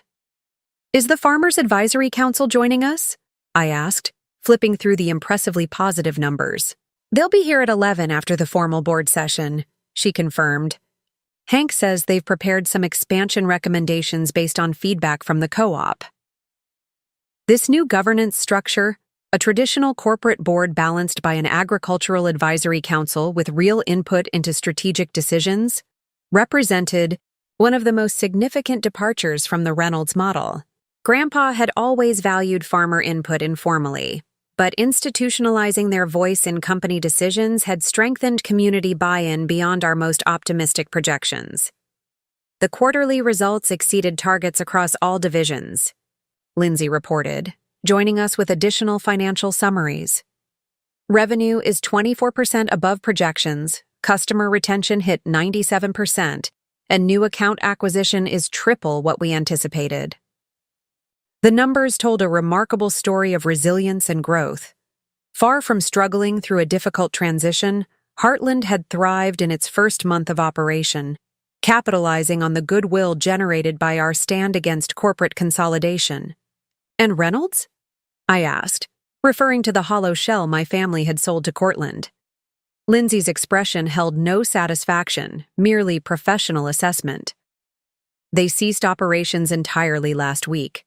The flagship store has been closed since day 12 when they couldn't secure adequate inventory. Cortland has filed insurance claims alleging misrepresentation in the acquisition, but their initial submissions have been rejected by underwriters. The collapse had been swift and comprehensive. Without inventory, supplier relationships, or customer loyalty, the Reynolds shell had become unsustainable almost immediately. Cortland had attempted to stanch the bleeding by rushing an emergency inventory from their other subsidiaries, but farmers had overwhelmingly chosen to transfer their business to Heartland instead. Any word on the litigation front? I asked Mr. Donovan, who had just arrived with his usual impeccable timing. Cortland's legal strategy is crumbling, he reported with quiet satisfaction. Their outside counsel has recommended against pursuing claims against Heartland or the asset transfers. The preliminary discovery revealed too many vulnerabilities on their side, particularly regarding their communications with your uncle while your grandfather was still alive. The fear of those communications becoming public record had effectively neutralized Cortland's most aggressive legal options.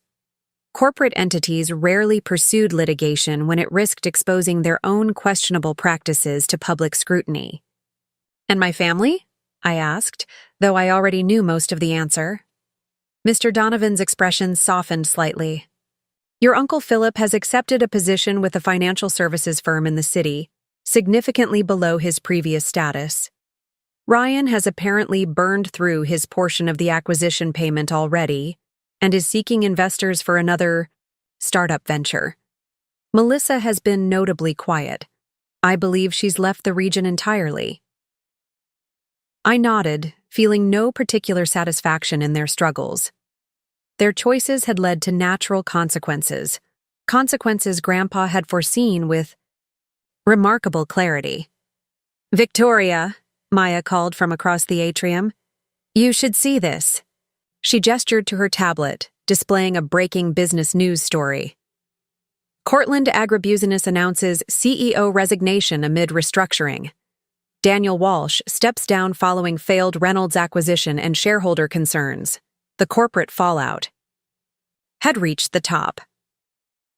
Walsh's reputation for shrewd acquisitions had been irreparably damaged by the Reynolds debacle, with shareholders questioning both his judgment and the company's due diligence processes. The financial impact, between the wasted acquisition payment and the subsequent stock decline, had cost Cortland nearly $100 million in value. They're scaling back their acquisition strategy, Maya noted, scrolling through the article. Board chairman states they'll focus on organic growth rather than consolidation for the foreseeable future.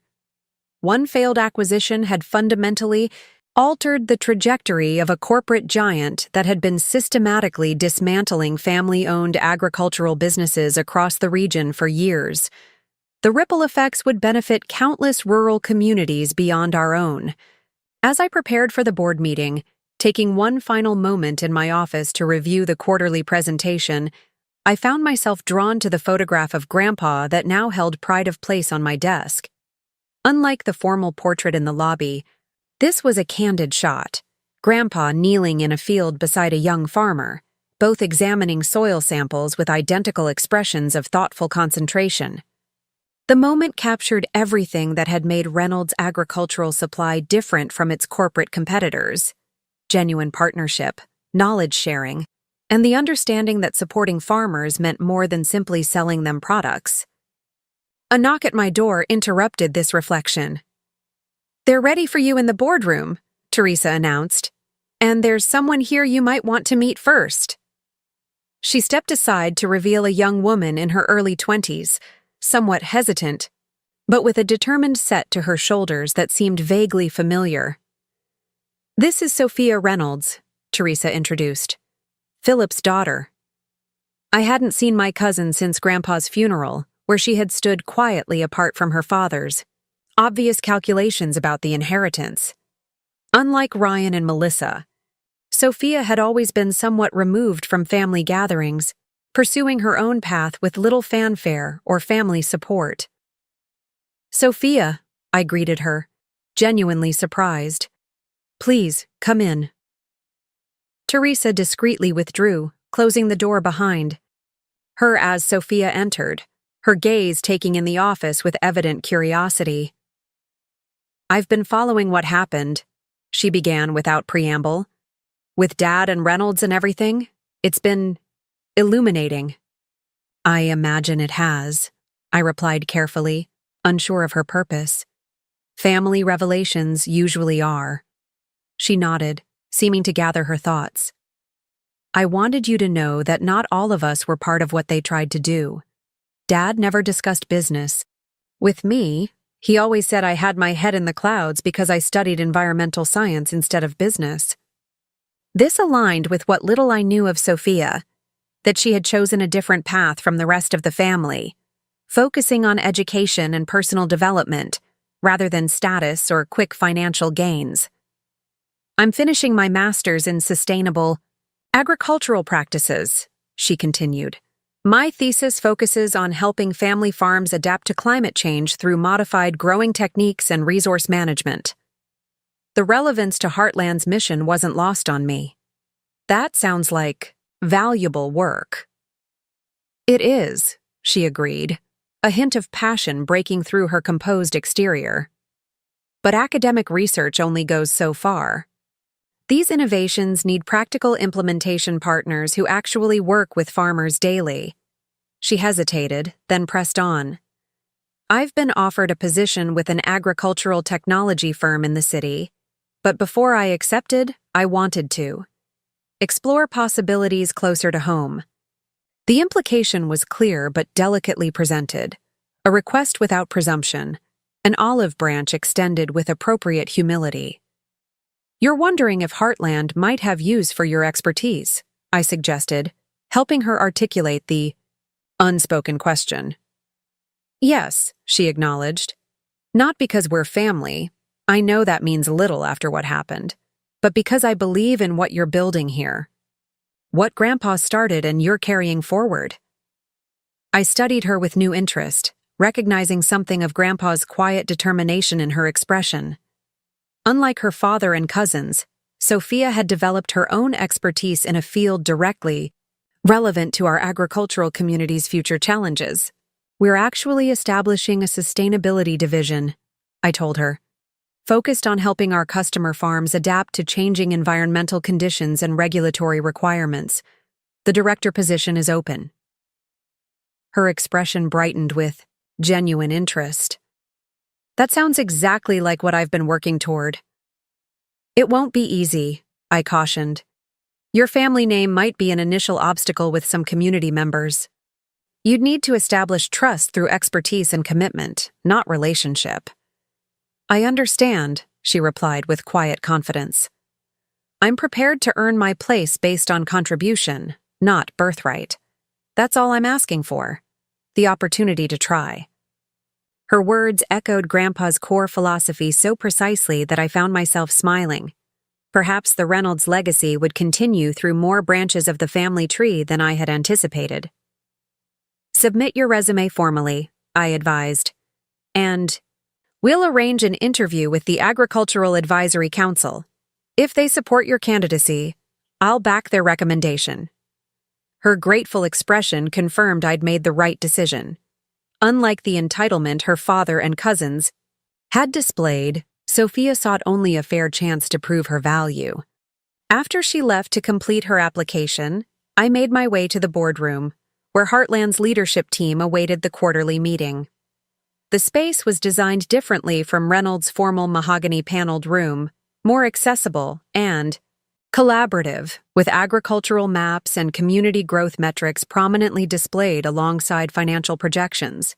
The discussion that followed covered not just profits and market share, but community impact metrics, sustainability initiatives, and long-term resilience planning. The questions focused on how our decisions would affect family farms, rural communities, and regional agricultural self-sufficiency, exactly the considerations Grandpa had always prioritized, but had struggled to institutionalize in the face of my family's narrower financial focus. After the formal board session concluded, the Farmers Advisory Council joined us, bringing practical field experience and community perspective to our strategic planning. Their input wasn't merely ceremonial. Several key initiatives had originated. From council recommendations, drawing on generations of agricultural knowledge that no corporate algorithm could replicate. At the conclusion of this expanded session, Hank remained behind as the others filed out, his weathered face creased in a satisfied smile. "Samuel would be bursting with pride if he could see this," he observed, gesturing to the collaborative energy still lingering in the room. "You've built something even stronger than what he passed to you." "We've built it together," I corrected him. "Heartland exists because an entire community recognized the value of what Grandpa created and chose to preserve it." "True enough," Hank acknowledged. "But communities need leaders who can translate shared values into practical action. That's what you've provided, just like your grandfather did before you." As afternoon turned to evening, I found myself drawn to visit the site of Grandpa's original store, now a small agricultural museum maintained by the Historical Society. The modest building where Reynolds Agricultural Supply had begun 60 years earlier stood as a testament to how significant enterprises could grow from humble beginnings when guided by genuine purpose. My phone buzzed with a news alert. Court dismisses Cortland's claims against former Reynolds shareholders. The legal saga had reached its anticlimactic conclusion. Cortland's attempt to recover some portion of their losses from my family had failed, leaving them to absorb the full financial impact of their ill-considered acquisition. I felt no particular satisfaction in this development. My family had already paid the most meaningful price for their actions, the loss of connection to Grandpa's legacy and their standing in the community that had once respected the Reynolds name. Financial penalties would have been redundant. As I stood before the original storefront, I noticed a familiar figure approaching from the town square, Mr. Donovan, looking somehow both professional and relaxed in the evening light. "I thought I might find you here," he said, joining me in contemplation of the historic building. "Significant day, with the court dismissal and Sophia's application." "Full circle in many ways," I agreed, "though I suspect Cortland isn't finished with us entirely." "No," he conceded. But they've lost their most potent weapons: legal leverage and market dominance. Whatever comes next will be more nuanced, less direct. We stood in companionable silence for a moment, watching as the setting sun cast long shadows across the historical marker describing Grandpa's founding of Reynolds Agricultural Supply in more idealistic times. "Your grandfather told me once," Mr. Donovan said thoughtfully, "that the true measure of business success wasn't profit margins or market share, but whether your enterprise left the community stronger than you found it." By that standard, he was remarkably successful, I observed. "As are you," Mr. Donovan replied. "Heartland has already strengthened this community in ways Reynolds might never have achieved under different leadership." The subtle compliment acknowledged what we both knew, that preserving Grandpa's legacy had required transforming it into something new, something that maintained his core values while adapting to changing circumstances. As twilight deepened into evening, my phone buzzed with messages from the Heartland team, updates on tomorrow's operations, customer feedback reports, and routine logistics that required attention. The day-to-day reality of running an agricultural supply company hadn't changed, despite the dramatic events of the past month. What had changed was the underlying purpose and governance structure, the institutional commitment to balancing profitability with community impact, the formal incorporation of agricultural perspectives into leadership decisions, and the transparent accountability to those we served. In outmaneuvering my family's attempt to sell Grandpa's legacy, I hadn't merely preserved what existed, I had created the opportunity to evolve it into something even more aligned with his original vision. Heartland wasn't just Reynolds Agricultural Supply under a new name. It was the next generation of his founding principles, adapted for contemporary challenges. As I drove back to the farmhouse that evening, still my home and now Heartland's spiritual center, I found myself reflecting on the journey that had brought us here. From the moment of Grandpa's death to the establishment of Heartland as a thriving enterprise, every step had been guided by the values and strategic thinking he had instilled in me. The lights of the farmhouse glowed warmly in the darkness as I approached, a beacon of continuity amid change. Inside, on the study wall, hung Grandpa's favorite quotation, hand-carved in cherry wood. "The true inheritance is not what we receive, but what we do with what we've been given." In the end, that was the essence of what had transpired. My family had seen Grandpa's legacy as something to liquidate for personal gain. I had recognized it as a responsibility to nurture and evolve for community benefit. The consequences of those divergent perspectives had played out exactly as Grandpa had anticipated. His contingency plan hadn't just protected his life's work from those who failed to value it properly. It had created the opportunity for that work to grow into something even more significant under the stewardship of those who truly understood its purpose. As I settled at his desk, my desk now, to review tomorrow's priorities, I felt not the burden of inheritance, but the empowerment of purpose. Grandpa's backup plan hadn't just preserved a business, it had ensured that the values behind that business would continue to strengthen the community he had served for 6 decades. That was the true legacy. Not buildings or balance sheets or brand names, but the positive impact on countless lives throughout our agricultural region. Heartland would continue that legacy, not as a monument to the past, but as a living embodiment of principles that remained as relevant today as when Grandpa had first opened his modest supply store 60 years earlier. My family had sold what they thought was Grandpa's business, never understanding that his true business, the relationships, trust, and community support he had built over decades, could not be purchased. It could only be earned day by day, decision by decision, through actions that consistently prioritized long-term community welfare over short-term personal gain. That understanding was the most valuable inheritance Grandpa had left me, and, unlike the company itself, it was something that could never be sold to the highest bidder. Up next, you've got 2 more standout stories right on your screen. If this one hit the mark, you won't want to pass these up. Just click and check them out. And don't forget to subscribe and turn on the notification bell so you don't miss any upload from us.